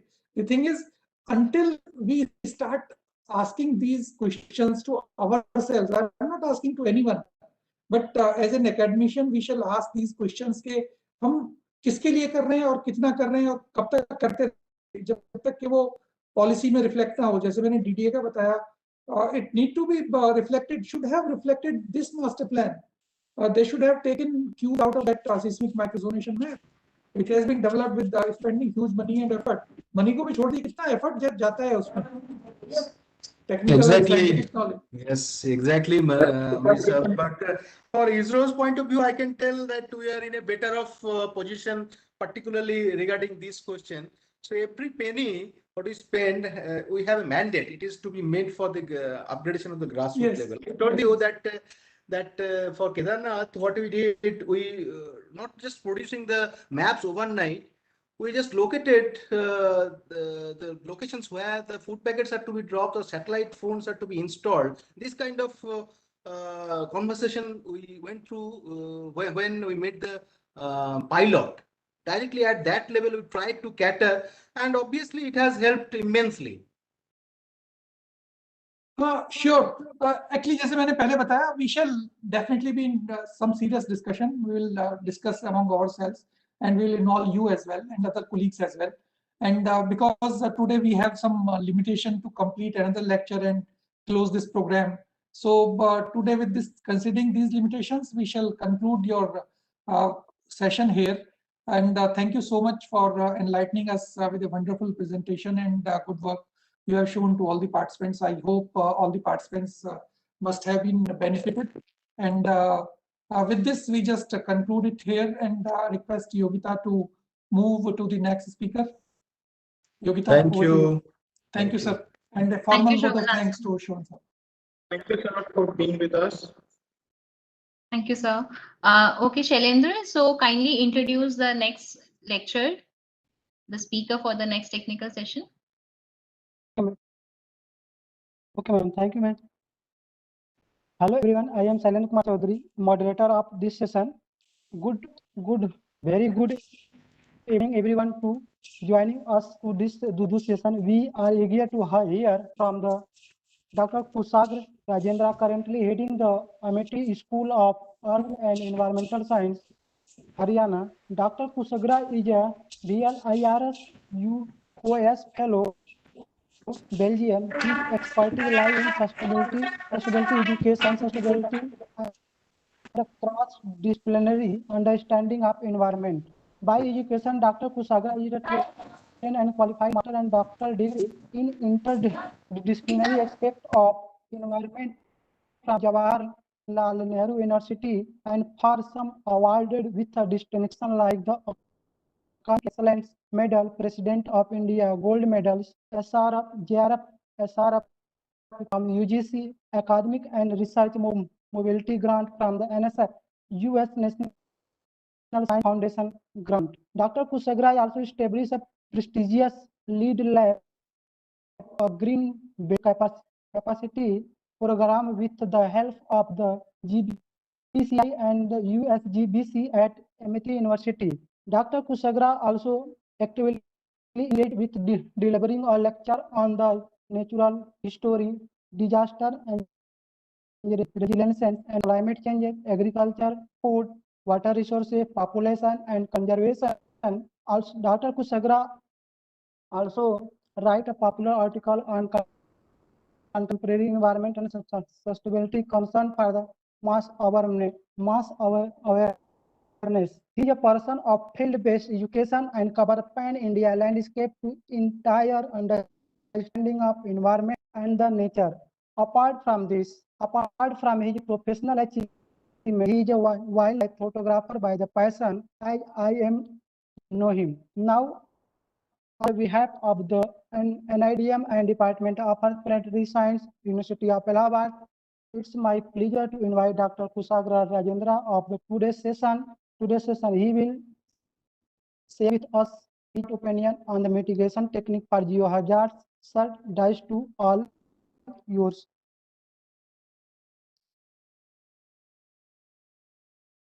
A generous introduction to the participants of this training program, which is entirely dedicated to understand the geohazards and possibly bring out some mindset change toward the new technology and the traditional understanding about the disaster and mitigation. I'm looking to aid my slides. Just a minute, give me some time. Ideally, I should have done it earlier. NIDM presentation. I hope.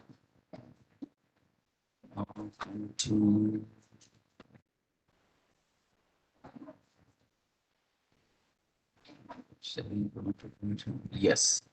So between the lunch and the participant, so I need to complete in very brief time. So I will try my best to give out the overview as well as some of the takeaway points from this very generic lecture that is very critical. And third, it is missed in the majority of our planning. So I'm going to deal with today and one of the very different kind of geohazards, that is flood. Generally, for the sake of understanding, geohazards are not much predictable. You don't know when it is going to happen, like the earthquake. Rest of thing, I mean, with the technology, we are very much, I mean, about to searching out possibility of predictability. But in the case of flood, it almost fixed, and it has an annual calendar. Everyone knows, I mean, at least the affected person, rural areas, people live in the floodplains, they more or less understand, and accordingly they plan since their livelihood since ages. So it is something different kind of. So let's first introduce, first talk about the figure that I have chosen for this background. And it is going to tell the story where the missing link is. There is 3 buildings, and the first building is the open kind of building. Second building is the modern building, but although due to opacity you are not very much visible, but we can see the debris. And third one is a very old style building. This is the photo from Hathi, which is also prone to the earthquake. And the sea, the very traditional building is still intact. So a 3-story building. But the new addition, the modern building has been collapsed. So this is very much indicative that what I am going to talk about, and I am going to connect it with the flood.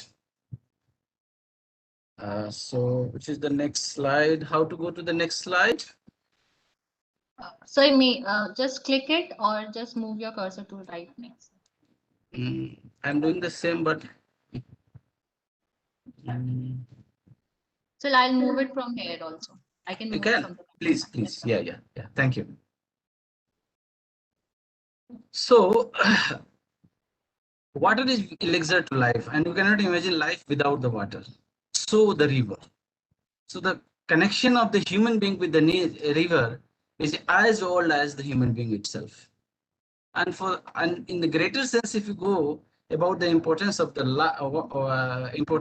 water, then it is very much critical to the life. It means if water is there, then there is possibility of life. Otherwise, no. So the connection between the man and the river is as the fundamental as connection between the life and the nature. Jogita, it is the very first slide I am seeing. So I'm showing the river and its people. Okay, river and its people, but I am not going to get that. How to do it? Okay. Let Sir, me. Jogita, it's not. I'm also on the first slide. Okay. I'm seeing on the So first in the slide. left hand side, there is a tool from Yes. you can see minimize, maximize. Okay, I got it. Okay. So the basic understanding that life evolved with the nature and both affected each other. In the pure terms of geology and natural sciences, we can say that life has tremendously affected the evolution of Earth. And similarly, the condition in the surrounding affected the evolution of life. I'm saying so because when the Earth started getting its the shape, the life originated 3.8 billion years ago. At that point of time, and much earlier, before the genesis of life, there is hardly the very limited number of combination of the elements in the natural material. Scientists predict that it is only 12 different types of these elemental combinations were there. That is mineral. And life was a very simple form. Even we cannot say it is as cell, but it was coenosorbate, some chemical soup that has primitive character of life. So one side there is only 12 mineral, another side a very simplest form of the life, not even the form of the cell. And now this interaction starts from that point of time. Due course of time, this life evolved to get a shape of the prokaryotic cell, then eukaryotic cell, then multicellular organism, then plant, then animal, then fungi, and then finally we have a very advanced, sophisticated form of life, diverse form of the life. Similarly, if you go to the natural material, there was hardly 12 mineral I'm talking, and now if you can recall your mineralogy class, that you might remember, there is n number of different combinations. Somebody say that it is more than 4,300 different kinds of mineral. And if you examine both the life and the natural material, in totality, you will find there are several interconnections. There are several routes to connect with each other. One study, one cumulative study says that there is more than 90 naturally occurring elements on this planet, out of which 60 is well represented in the human body. And if you take all the life form, that is going to be more than 80 or 85, all the elements are found in one or different forms. It means that earlier there is no oxygen, but now it is for reduction to oxidative environment we are living in. So the idea is to make you understand that it is a co-evolution that taken place between the life and the nature. And similarly, there is very strong the interconnected relationship has been developed between the human being and rivers. Human beings, since the advent of agriculture, they started settling around the rivers, and they realized that river is not very good throughout the year. Some part of its annual cycle, it spill over water across the floodplain, across the plain that now we call the floodplain. And that, but it is a limited period of time. So human adapted in that condition. They make their, the raised platform, they make villages, and they started looking for how to safeguard from the flood. And this phenomena taken place. There is historical evidences that says that the dam construction of dam removing the river from, the creating a wall between the river and the human civilization is not new. The first dam recorded, historical record says that it is 700 BC in China.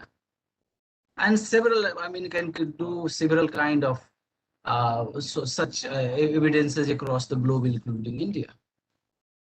Idea was to cope the flood for a very limited period of time and enjoy the benefit what it brings for that particular period of a very small period of time. So it is a kind of adaptability it brings, and it makes us perfect to cope with the flood. And that was the cause of the success of the civilization since 5,000, 10,000 years ago. Agriculture had went from 12,000 years. Now we are well-flourished civilization along the river bank. So it says some. So that there is a very good geographical debate taking place that whether man is product of the nature, or at present now we are creating a new discourse that man versus nature. It is deterministic or opportunistic. So with this understanding, now it is well clear that human being, all the activity of the human being that live along the floodplain, along the bank, are very much correlated with the behavior and the calendar of the river. That was, but the right side picture do not say what I'm saying. It is completely contrast. Why it happened? If the river, the human being has a so well-connected understanding with the nature since evolutionary period, why this is happening? Every year, some portion of countries worstly affected. Now the area that affected with the flood is more than 50 million square kilometers, 50 million hectare. Now this is huge figure.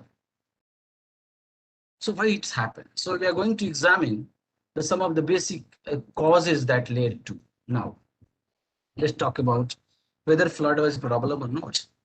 But if you go to the past and dig out the information, if you go to the field to meet the people, talk to villagers, then you will realize that whatever is figure that you saw in the right side of previous slide, it is not the story. Story was completely different.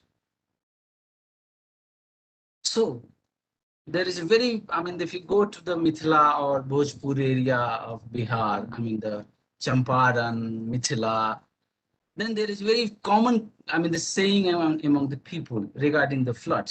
They very well define it, that Aibo Balan ta Badho Dalan. Balan means a river. The representative of river. There is a Balan, Bhutai Balan, Kamna Balan. There is a series of the different kinds of stream. So Balan is connotation for the river. Aibo Balan ta Badho Dalan. Dalan represents the house, the prosperity. It means the people who live in the floodplain, they say that it is the river that brings prosperity. And if there is no flood, there will be no prosperity. Like Jaibo Balan ta Mitbo Dalan. So this was the very, this says the kind of connections, the kind of benefit people enjoy from the flood. So it a kind of bargain with the nature, bargain with the river, that okay, you come for 15 days and you deposit the lot of economic benefit for us. If Rabi crop is going to destroy, then we will compensate with the Kharif. There is no issue. I mean, the groundwater recharge and the soil fertility, I mean, numerous, I mean, the kind of fishes and the kind of plant product. So, a number of things are, so the livelihood is the life. River is the livelihood of the life. Or their festival, their behavior, their kind of food they eat, they all determined by the river, and they are very much in complementary to each other. So they never see the annual flood cycle of river as a hazard, because they are well adapted. Their adaptation may be at a different layer, maybe preparing food for those 15 period, preparing house for those 15 period, preparing emergency plan for those 15 period. And that is very much reflected in the kind of sequence they remember and they're practicing since the ages. Like when the rainfall occurs, it is basically monsoonal story. There is no other source. It is the monsoon that brings the flood. And when the first rain comes, they are very happy that now our field is going to stabilize, they will have the moisture. When the second rain, they enjoy it. I mean, I can remember my childhood, when the second rain is there, then I, as a small child, a small kid of the family, I used to go into the field and put the first, I mean, the rice seed to the field. Sowing, third rain come, then this transplantation process of the rice. So this is how they take the rain. If you go to the Western definition of flood, then we cannot find a different, another term for the flood. But in the Indian wisdom or in the people understanding of the river, there are 5 different types of flood. The first one is the bard, when it hit the village boundary. Second one is the bah, when it hit your courtyard. Third one is the homma, when it is going to, I mean, the flow across your window. Sa, when it is going to cross your, overflow your roof. And the last, pralay. Pralay, concept of pralay is on the religious. Now, what does it mean? For each of 4 different kinds of the flood, there is a different code established for since ages. Like when the bard come, then they know it is going to stay for 2.5 days, dhai din. So their preparation are ready. Sometime after 10 years or 12 years, it might come the bah. So they created a raised platform in the village, so they bring out the cattle and everything to that raised platform. Third one is the huma. Huma is still the window. So what they do? They open there are all the cattle and left wherever it go, because if they're going to tie it, continue to tie, then so it is a well adapted system. That's why the flood, the Bihar flood is very criminalized. I mean, in the sense the way we deal with it. But the civilization tells a different story. People from the 5,000 years, they are living in that village. If flood was so disastrous that what we see today, there will be migration. But they are not only the settled, but they developed a great culture. I mean, you can see the Lichwi is the first republic of the world. The kind of literature and culture that we know today, the kind of the people who practices the literature and other things. If the flood is so devastating, then why it will develop in that? So it means there is something problem that what we are doing, in the sense being a technocrat, being a planner, there must be some missing matches. So we are hitting that very crux of the adaptability and resilience that adopted through the generation. So I know it is very difficult to summarize. So what we do basically, the term flood management comes. So earlier it is called flood mitigation. So they are going to control the flood. And what are the control mechanisms? To hold something. Now we are going to hold the river, which is the very antagonistic the concept of the river. River is for the flow, and we are going to hold by making a dam. It means you are changing the fundamental dharma of the river, what it meant for, its role to carry, but we hold. If you hold, what will happen? Flood, the water level is going to rise. So the flood management member, we've completely forgotten the people who live over there, and we bring out our new education in the term of the civil engineering, flood management, and we bring out the structural measure, that is the embankment. We sprayed constricted the river, so the river water is going to. Now, if we carry these two things, that okay, but we inherently overlook the science for which we are very proud of. They are the laymen, they are illiterate, they are non-scientific people. They do witchcraft, and we are educated.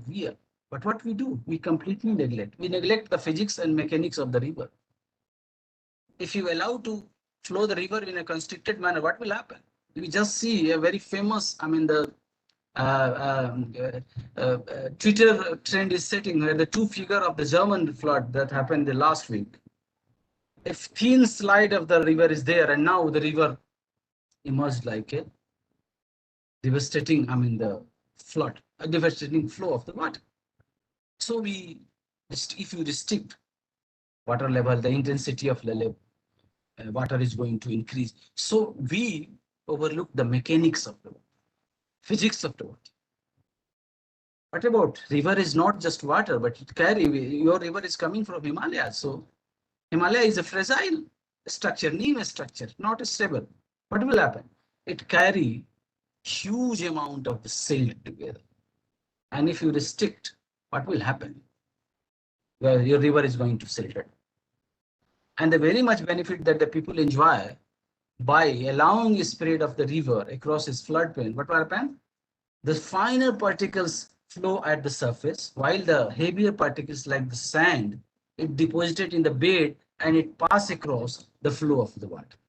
But because of the damming, if the dam break is happen, what happen? It's all the sand that going to deposit across the floodplain.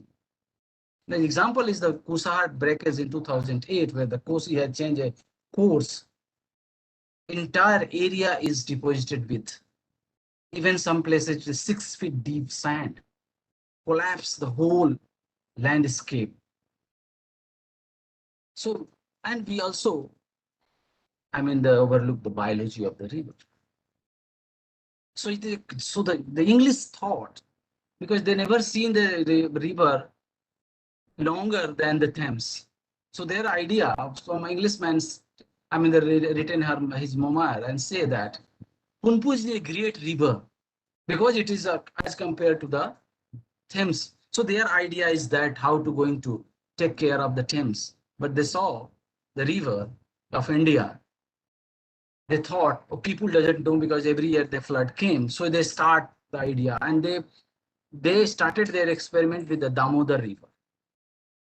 Now it is, so the earlier Indian approach to deal with the river is the river are mother. But British came and they give connotation. Damodar is the sorrow of Bengal. Kosi is the sorrow of India. Sorrow of Bihar. So they see the change of the mindset. So they started cutting the people perspective from the river, and they make embankment along the Damodar. But that experiment was failed because by doing so, they done not only the collapse the traditional way to, take the Damodar river and spill over across the left and right bank, along with the fishery. So the fishes take care of the mosquito. But when they make the dam, what happened?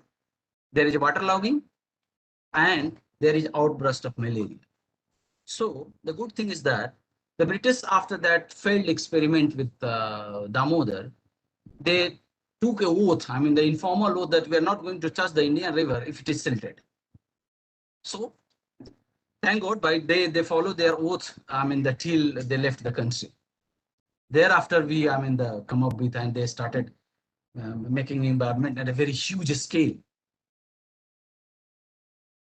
So now what is the end outcome of this embankment structure based measure for the flood control? Very simple. Our river has been raised.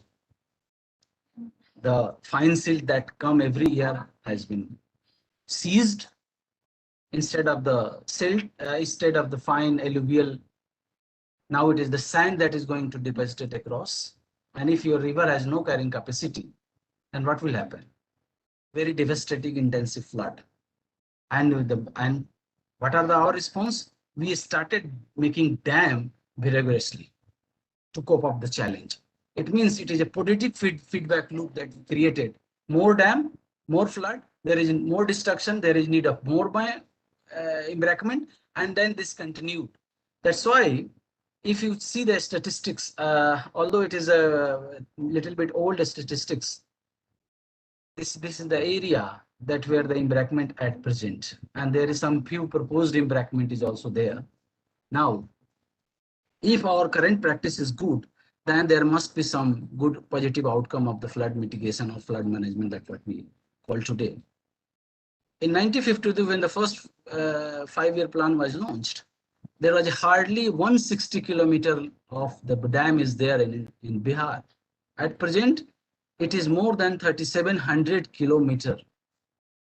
Now let's come to the outcome. Earlier, there hardly 2.5 million hectare area was flood affected at that point of time when we started with the planning. Now, it is more than 7.2 million hectare kilometer. This is just a statistics. If you add the human perspective into it, it is the one of the greatest devastation that we are still continuing in the name of flood management by excessive use of technology, which is failed. Now we may ask, sir, if we are criticizing, what is the option? I will say, I'm not criticizing.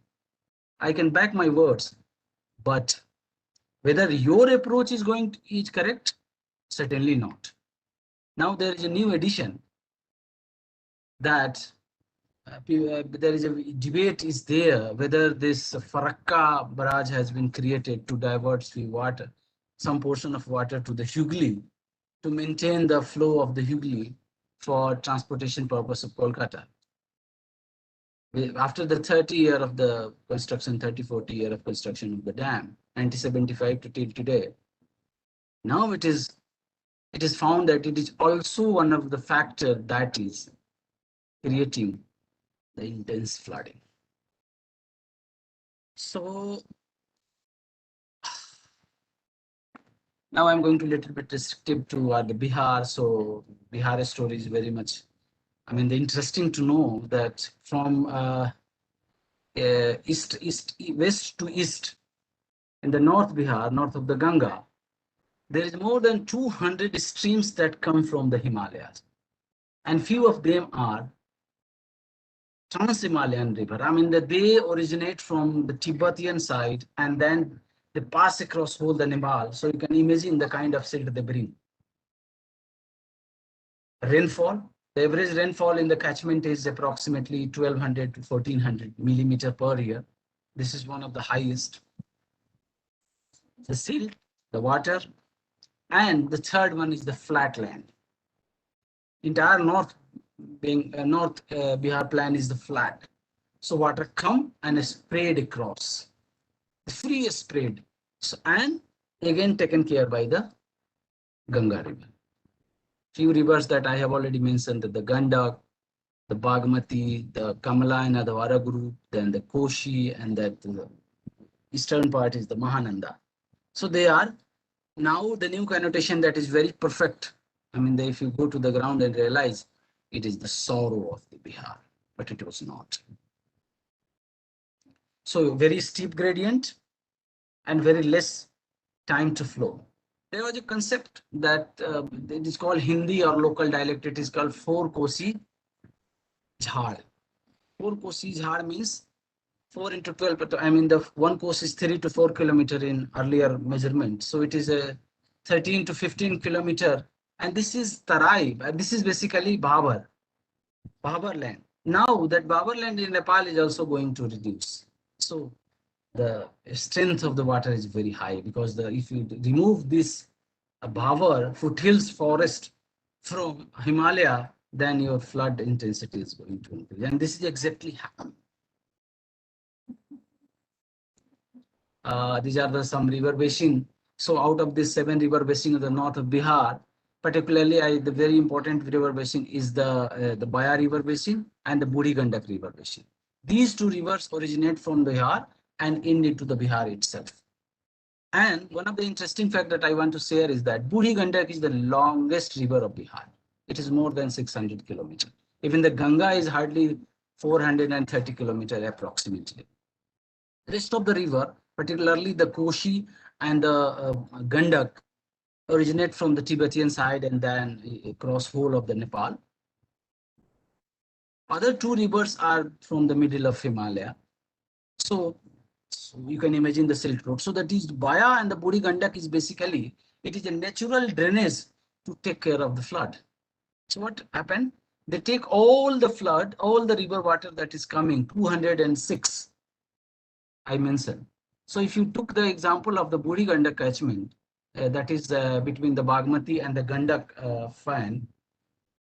So there is more than 36 river come to from the Nepal side, and it is hugely silted, heavy rain water lock, and they're taken care by Buri Gandak, and Buri Gandak provide a very extensive channel and meet into the Ganga. So by very extensive path, it reduced the intensity of. And the second one is the Baya. Baya take care of the excessive flood water from the Gandak, and it take care of. So these 2 river basins are basically a natural flood control mechanism. I know it is. So what? How much time left for me? Somebody's there? Yes, sir. So we need to we need to wrap up as soon as possible, but you can take 5 minutes. Okay. 5 to let's 10 minutes is reasonable so that I can finish. Okay. Okay. So let's talk about that 2 area I mentioned already, between the Gandak and the Bagmati. It is very unique area because this whole river channel is not independently going to meet into the Ganga, but in between there is a 2 river basin that I already mentioned, the Baya river as well as the Buri Gandak river. So before meeting to the Bagmati, I mean connecting to Bagmati, Buri Gandak take a steep southward turn and carry out the channel. So this way, this portion there is safe from the flood traditionally, but now there is some problem happened in the last 10, 20, 30 years. Now this area is also getting flooded. I am going to cite some example from the recent flooding in the June, where the very heavy rainfall occurred between in the Nepal, East Champaran and West Champaran district that caused the flood to the area where it was not traditionally a flood and affected the livelihood of the people. The same I just told that the north portion, the bilateral is just the different kinds of river that come. So 36 river you can find in such a less breadth of distance. And second one is a kind of that I'm going to talking about another river that is called Dhanati river, we connect between the Buri Gandak and the Gandak catchment. So it is a way the south of the Buri Gandak river is well managed. The water is well managed by this Dhanati river. So it carry a very interesting function that I will discuss later in the brief. So this is all I mentioned that I'm talking about this river that is called Buri Gandak river. So it take all the water from this the river that is coming from here, and there is a although time is not permitting, otherwise I'm going to, I might tell the story of the different names of the river. I mean, there is one river that is called Ghat. Do you know what does mean Ghat? Ghat is silt. So it carries so much of the silt. That's why the name is the Ghat. There is one river whose name is Dudhora. It means the water is very clean, as so it is compared with the milk. Now this is the river that I'm talking about. This is called the North River, and you can see different kinds of the paleo channels that is delivered. But it is the playground of the Budi Gandak and the river paleo time, and so but now they are as a alternate source, and we can say it as a flood water harvesting. It means whatever the spillover of this Budi Gandak carry, it is going to take care of by these paleo channels, which is interconnected by a river that is called Dhanauti, and catch all the water and finally merge into downstream of the river, the main Budi Gandak, so that we can reduce the intensity of flood in catchment of the Champaran. So this is the same that I mentioned. It is, their number is 43 and they are very extensive. So 5 kilometer, 10 kilometer with 1 kilometer breadth. And so it is, you can show this, it is flood water harvesting system, natural flood water harvesting system. But now what is happening? This is the same that I already discussed. So the next part is that even the main towns like the Motihari is the town, district headquarters, traditionally will the hub of the business and culture, I mean the exchange with the Nepal. So you can see two just mirror images of the meanders are there. So they are basically the city, they are the host of the city. But now, and this is connected to this river, the Nauti. So the flood water came and it passed through the channels and get into the water. So some reservoir, some collection of happen. And then finally it is connected to downstream and goes. So the city is never affected with the flood. But what happened? Because of the unplanned development, the channel that connect this with the floodplain has been cut off. So what happened? Now there is a breakage and the city is flooded. Similarly, a small river story is there.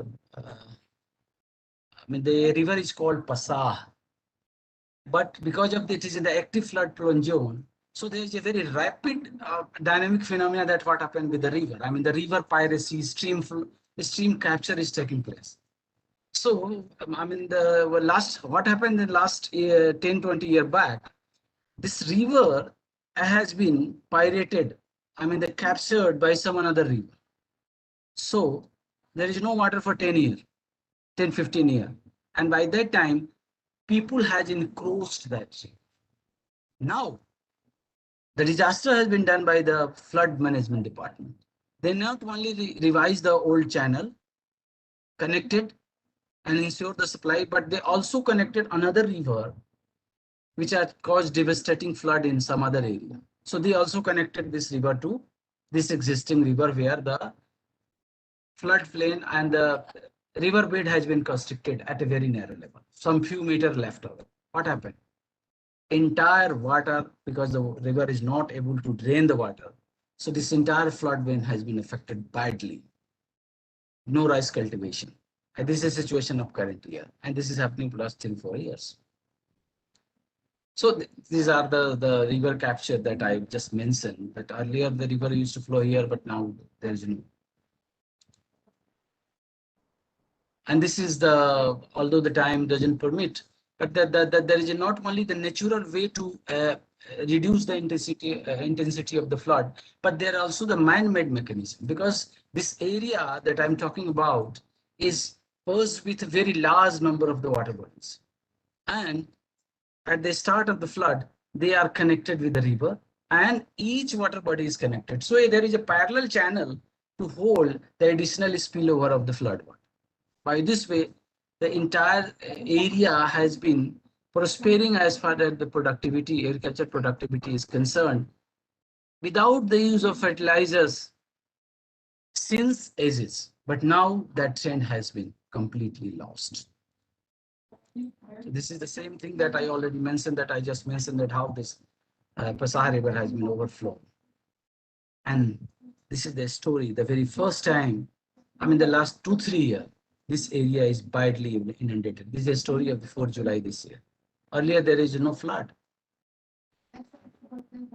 So the new area is also getting. Now, this is our typical approach, how technology, without considering the people perspective and the nature of river, so this is very famous. I mean, you might saw earlier as well, the famous cartoon regarding the flood management in Bihar, where these people are standing at the bank in embankment. They are engineers, and these affected people are, and some people are, I mean, the drawing, only hand is there.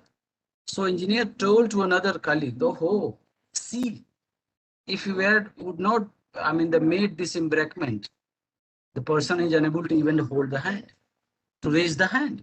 So this is the final output of the flood management in Bihar.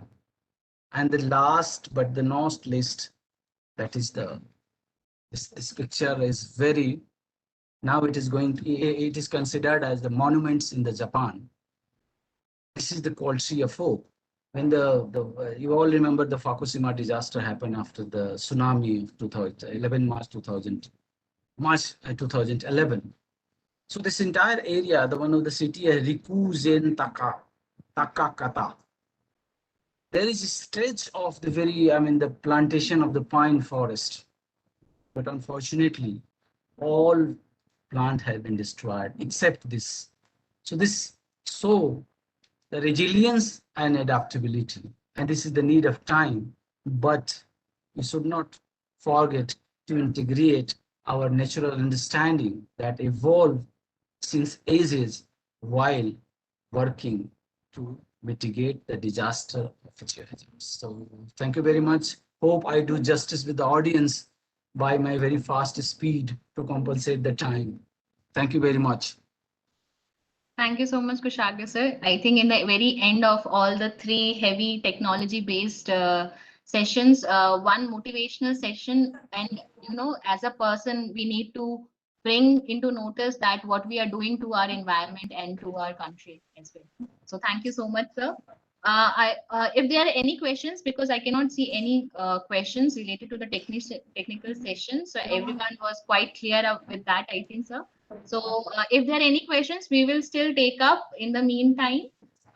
Let's thank once again Kushagra sir for joining with us and delivering this lecture, sir. Ravi sir, if we continue to the closing ceremony, sir.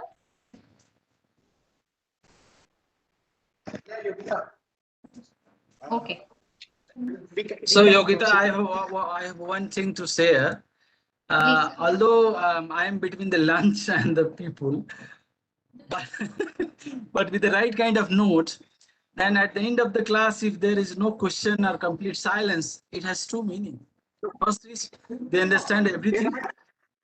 There are otherwise. Sir, I think they understand everything because everything was so pictorial, and I think it was a very layman term. So I think they understand the meaning, sir. Thank you very much to organizers, to Yogita, to Ravi. Yes, please, Ravi. Yeah. I'm so sorry for today's session. We are actually. No. I mean, in academics, you have to deal this kind of thing because the time is always very limited. So this is a challenge for me to complete my lecture within the time. So thank you that I adopt this method. So thank you very much. We Indians used to extend our limits. So that's why it is Indian stretchable time. But let me acknowledge that the previous lecture was very enlightening. The kind of the approach he brought. Yes. It's very much practical and can be doable. So we are hesitating to interrupt in between. Yes, I too. So thank you to my previous speaker, and thank you to organizer Amir sir, Yogita, Ravi, your whole team, Thank you so much, sir. the Sivinder, and hope you are going to continue this legacy further. Thank you very much. Thank you so much. And last but not least, but to audience for their, I mean, the wonderful patience. I was just saying thank you so much for sparing time and being part of this training program. But as Singh Saab, RP Singh has already mentioned that there are always limitations in online courses. So we are struggling with the time management. We are already exceeded 25 minutes and we have still go for fixing the closing ceremony and all these things. So this is a big limitation with the organizing team, and I think it's always like that. So, but anyhow, your presentation was very well taken. You have explained Bihar plains and which refresh the memories of flood risk mitigation from British period to the recent times. Definitely, we are losing our traditional wisdom, no doubt about that. And until we do this, inculcate or develop, modernize our traditional wisdom with modern techniques, we are not justifying the thing. So we have to mix, blend it, modern as well as the traditional, to find a balance between not only flood risk mitigation, but other risk mitigations as well. So that is the way out, I think. And you very strongly put forward your viewpoint, your perspective, that which I also having a lot of interest in traditional system of disaster risk mitigation. But definitely we are losing somewhere. I don't know what are the reasons, but definitely we'll try to explore all these possibilities, that how can we blend traditional with modern, and definitely both of them have to provide a sustainable solution, and I think that is the only solution which we are looking for. So with this, we just thank you once again for sparing time and doing justice with this lecture, and I hope all the participants have enjoyed your discussion, your perspective. At least I enjoyed, and I feel it. There is a need to develop this blend, which these embankments and dams. I don't know, cost benefit analysis has to be done for last 75 years, how much we have achieved and where we want to go. So you have rightly mentioned that flood problem has increased and all these things. So it's we have to develop a delicate balance and do some cost benefit analysis for a long term projects like those. So with this, we just conclude, and thank you once again, and thank you to the participants, as you rightly mentioned, for patience hearing. And we just go back to the organizing team for going for closing the ceremony, closing part of the. Thank you so much, sir, for your valuable input in the already enriched information that we got today. I request all the participants and panelists to be with us for a while so that we can go with the concluding session and vote of thanks. For this, Yogita, I'll take. Sure, sir. Sure, sir. Please go ahead. Introduce Dr.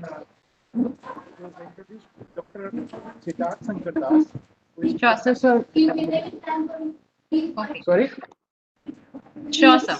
So, So I'm going to introduce Professor Siddharth Shankar Das, who is a senior professor at the Department of Earth and Planetary Sciences, University of Allahabad. He is going to conclude the session, conclude the training program. In fact, he has more than 20 years of experience in sedimentology, and especially in the paleoclimatic analysis. He is always, I have seen him always be busy with his microscope. So he is always he is always working on this such kind of research projects, and especially on the analytical part of it. He have completed his PhD and master's degree MTech from IIT Kharagpur, and serving right now in at the department in the University of Allahabad. Earlier, he has worked on geomorphology and morphometric analysis of river basins of Jharkhand. Even he is a life member of IAPS, the International Academy of Physical Sciences, He's a life member of it, and this is not all. Like this is what I remember about him, and he's in short, I can say he is very active researcher working in the field of basic geological research, which is obviously a foundation of any hazard mitigation analysis and management procedure. So I welcome Dr. Das to conclude the training program as a whole.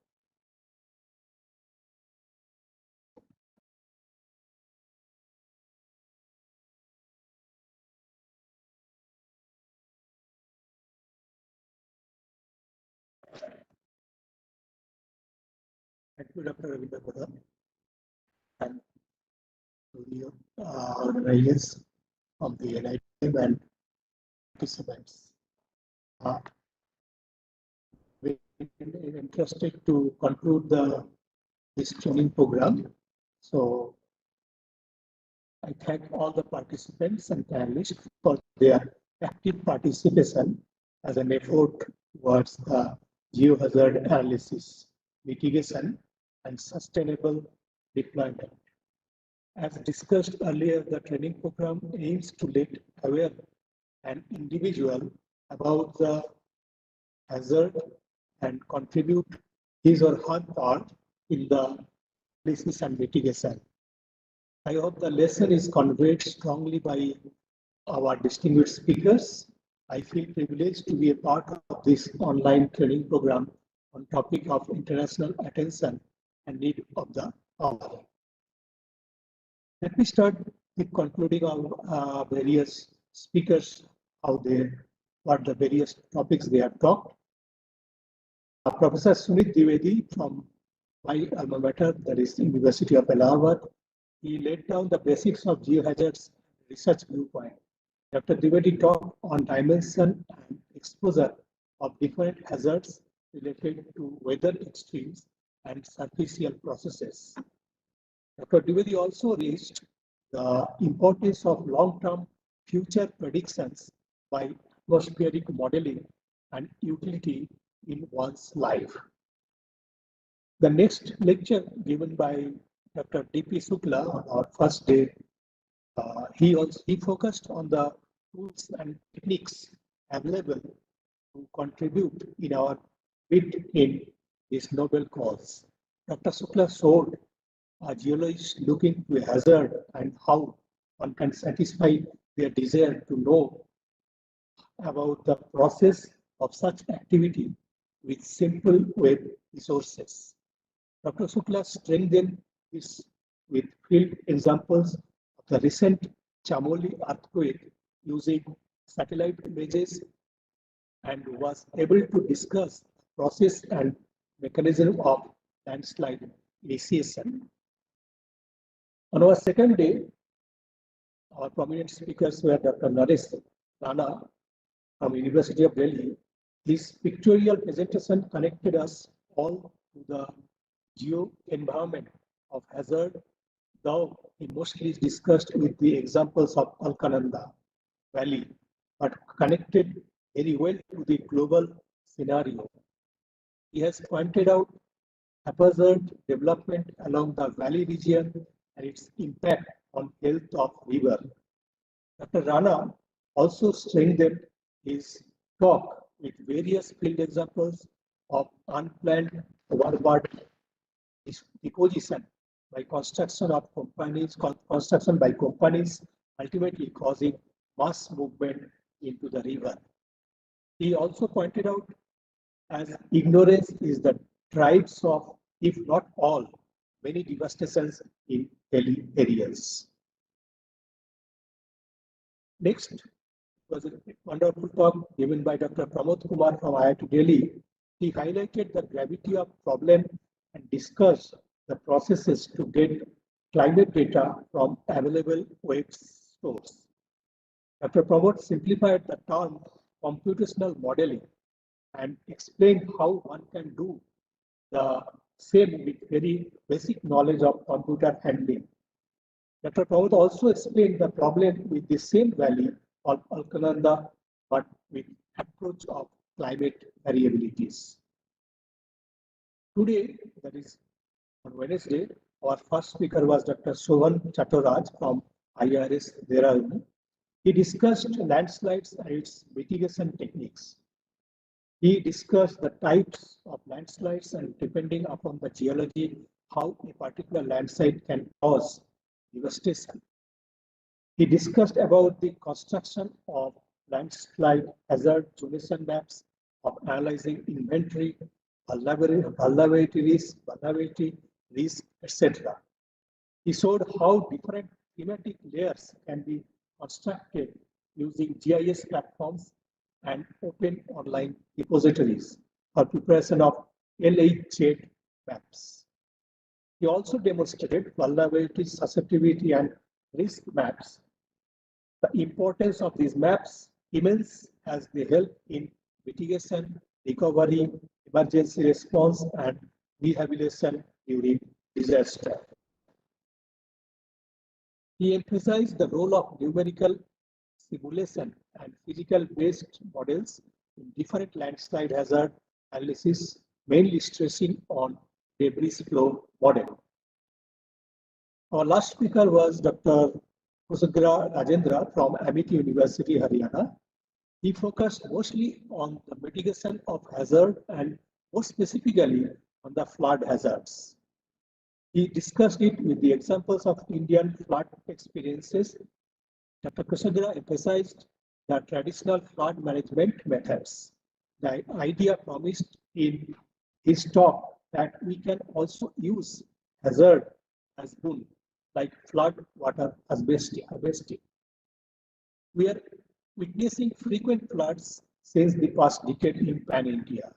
So it is the right time to invest the energy in future hazard prediction and its impact in causing other natural hazards. With this, I want to conclude the training program and thank all team members from NIDM and Department of Earth and Planetary Sciences, University of Allahabad, and a special thanks to all participants for their active participation in this training program. Thank you again. Thank you, Das sir, for gracing this occasion and giving us a very brief concluding remarks of today, sir, and also for the last 2 days. Thank you so much, sir, once again. So now we have come to the end of all the 3 days training program. So for the formal vote of thanks, it is my pleasure to invite Professor Kedarnath Story, sir, in charge of Center of Disaster Management, University of Allahabad. Sir is a professor in University of Allahabad and has done his undergraduate and master's in tech and PhD degree from BHU and ME in neural networking from Italy. His specialization in seismology, exploration geology, tectonics, disaster safety and management, and other geophysical areas and remote sensing.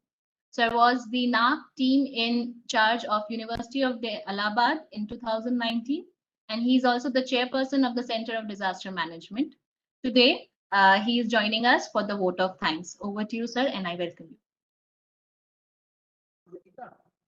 Yes, sir. You need to put him in panelist, like you need to allow him to speak. Okay, sir. He is okay. in attendee.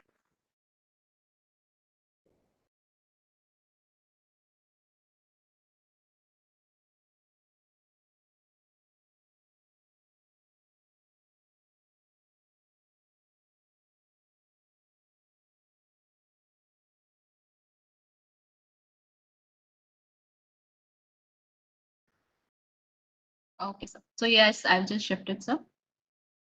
So Tripathi, sir, you are welcome, and kindly please give the vote of thanks, sir. Over to you.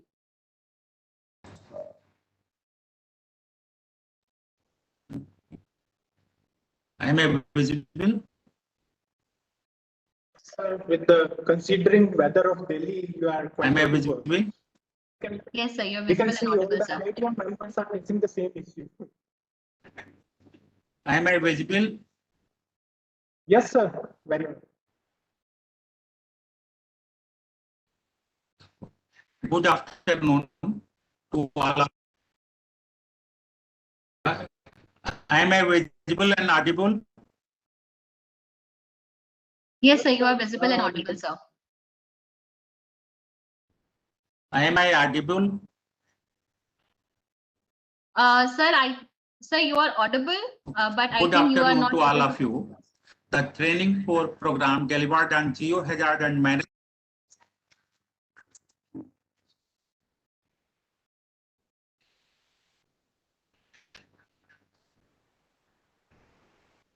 not it. What are you saying, madam? Sir, I think there is a voice What are lagging, you but it's saying? okay. We are.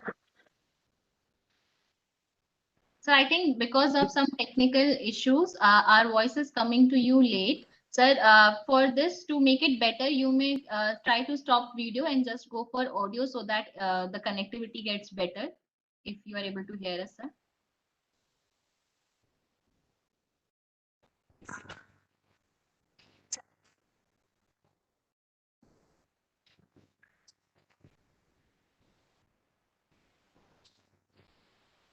Okay, is it better?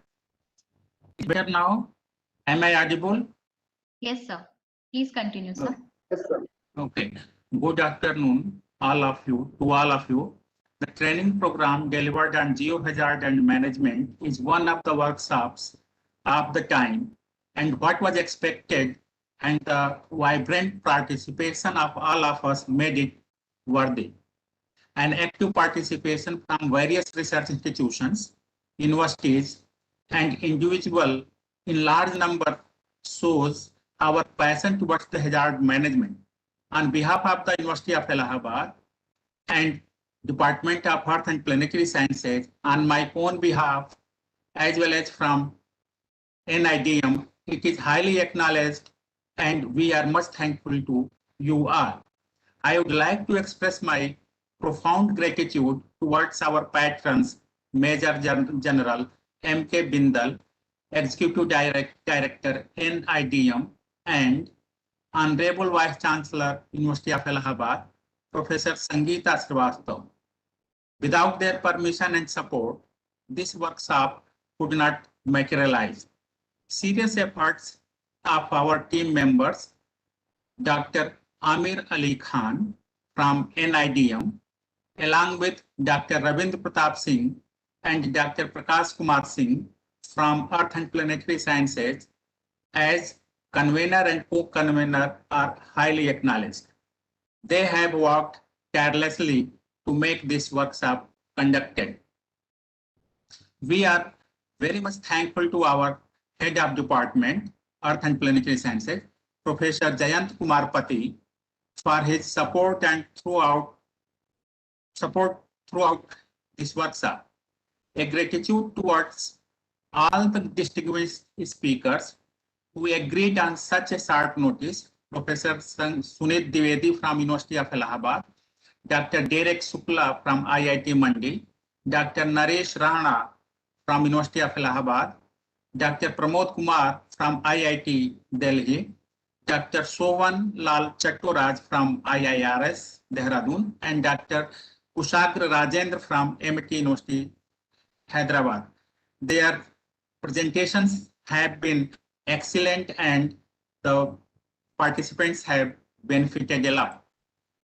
The program conducted seamlessly with a perfect harmonization from our coordinator.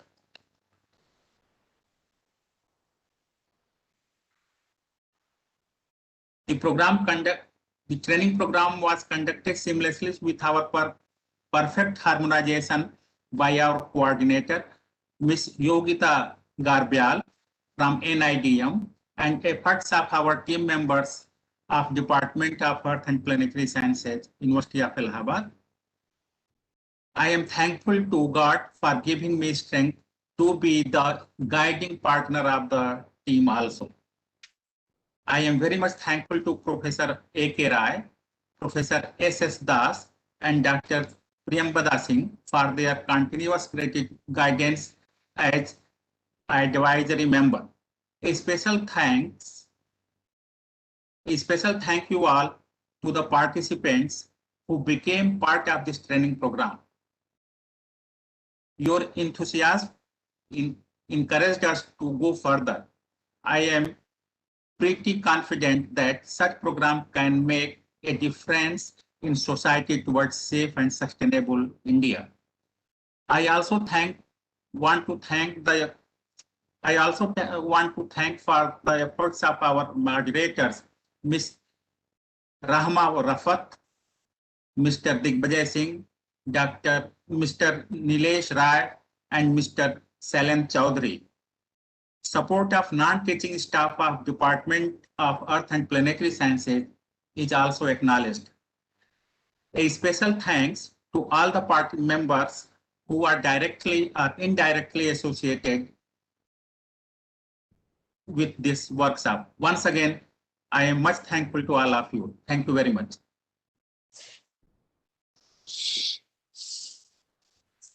So much. Thank you, Tripathi sir. You spare some time for us in your busy schedule to be in Delhi in this different weather conditions. I just wanted to say on concluding remark, I just wanted to say a little bit of it. Like we hope the talks were coherent to the common mass and it is reachable to the researcher and students working in the area of natural hazard and or more specifically the geo-hazards. And as all the talks are over, I can say the talks were arranged in a manner that one can have a different opinion on event with the on the same event. Like you have seen, most of the speakers of our sessions or different sessions since day one, they have used similar example with their different point of view. The first one, Professor Dwivedi have started with a very vast opening, the global observation of the hazard. Then it was specified within the Himalayan region, lower lesser Himalayan region by Dr. Shukla. He also mentioned an example from the Alaknanda Valley on the first day. The second day, the same example has been quoted by Dr. Naresh Rana. Both the sessions were deal with a geological point of view on the hazard. While the second session of the second day was a view of environmentalist, or we can say a computer modeler how he looks into the matter. Then the last day, the management and mitigation, again we came into the same we broadened our limits to the subcontinental. And all the speakers, even the speakers of today's talk, in the morning, Sovan sir have again started with the let us travel from computer to the real field situations in the Himalayas, and then Kusagar sir have concluded everything into our traditional knowledge, how we are going to deal with it, and or we can say how our ancestors were dealing with the issues. So, more interestingly, all the speakers are discussing and residing within the region of both the valleys, the Ganga Valley and the Yamuna Valley. So it was not only not only their discussion and research area, but their residence lies within those circumstances. So everything, I think, this our effort of our cumulative effort of University of Allahabad and NIDM at least inflame a researcher in you to look another dimension of the disaster, as there are n number of dimensions you can explore. Now you have a little bit of understanding how to get data and how to deal with it. So I can say best of luck. We will meet, I hope we will meet again with this knowledge background. We will go further. Thank you so much all. especially thank you, Amir sir, to be with us all the time and we are backing on us in this thing. And Yogita, your efforts are definitely, I can't comment on it. It's seamlessly you have done it very well. All the time you have managed. It's Thank too you, good. sir. It's a joint effort, sir. So I also thank our patrons. I also thank the steering committee members, all the advisory members, the teams, all the teams from the NIDM, the conveners, the co-conveners, all of us and all of the participants came together and we made this 3 days online training program possible and hopefully learn from it. Amir sir, your last words and then we will go for closing, sir. Nothing special, but thank you to the team Allahabad, the university, especially RP Singh Saab for taking pains and to be part of this program and helping us in organizing this activity. And I think we are able to achieve the objective of this program by creating necessary awareness and some skill sets among the participants. It seems it went off well, no doubt about that. And we are looking forward for more collaborative activities with the University of Allahabad. And in coming days, we'll definitely be organizing more activities. Let's see that how things percolate down. And I hope we can improve a bit on whatever we have delivered. It's a better thing. We shall not look for the perfection. We look for the opportunities to improve. So we will definitely come out with the more excellent results, no doubt about this. As a team, we can deliver much and needed programs in coming days. Disaster management is such a discipline that requires lot of interventions from varied professionals. So geology is just one set, and as we were discussing in the previous lecture, that policy perspective of disaster risk mitigation is a very important aspect where all those academic inputs are going.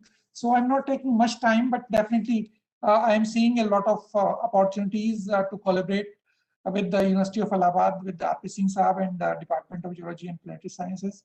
So we are open to all those things, and thank you once again to everyone whosoever has contributed, especially the organizing team from Allahabad University, especially RP Singh Saab and Yogita for coordinating from an NIDM side. So it's a wonderful program, and I think we have achieved all expected objective of this program. With this, we just conclude, and if nothing much, then we can close it for this series of program, this one. And definitely in coming days, we will having more similar activities. So look for this space for more opportunities. Thank you. Hope we have laid down the platform for the future. Yes. So we'll be in touch, and we'll organize some more exciting events like this. Sorry to interrupt, but just the last thing for participants, I have already told them that to wait because they are still asking about the feedback and e-certificates.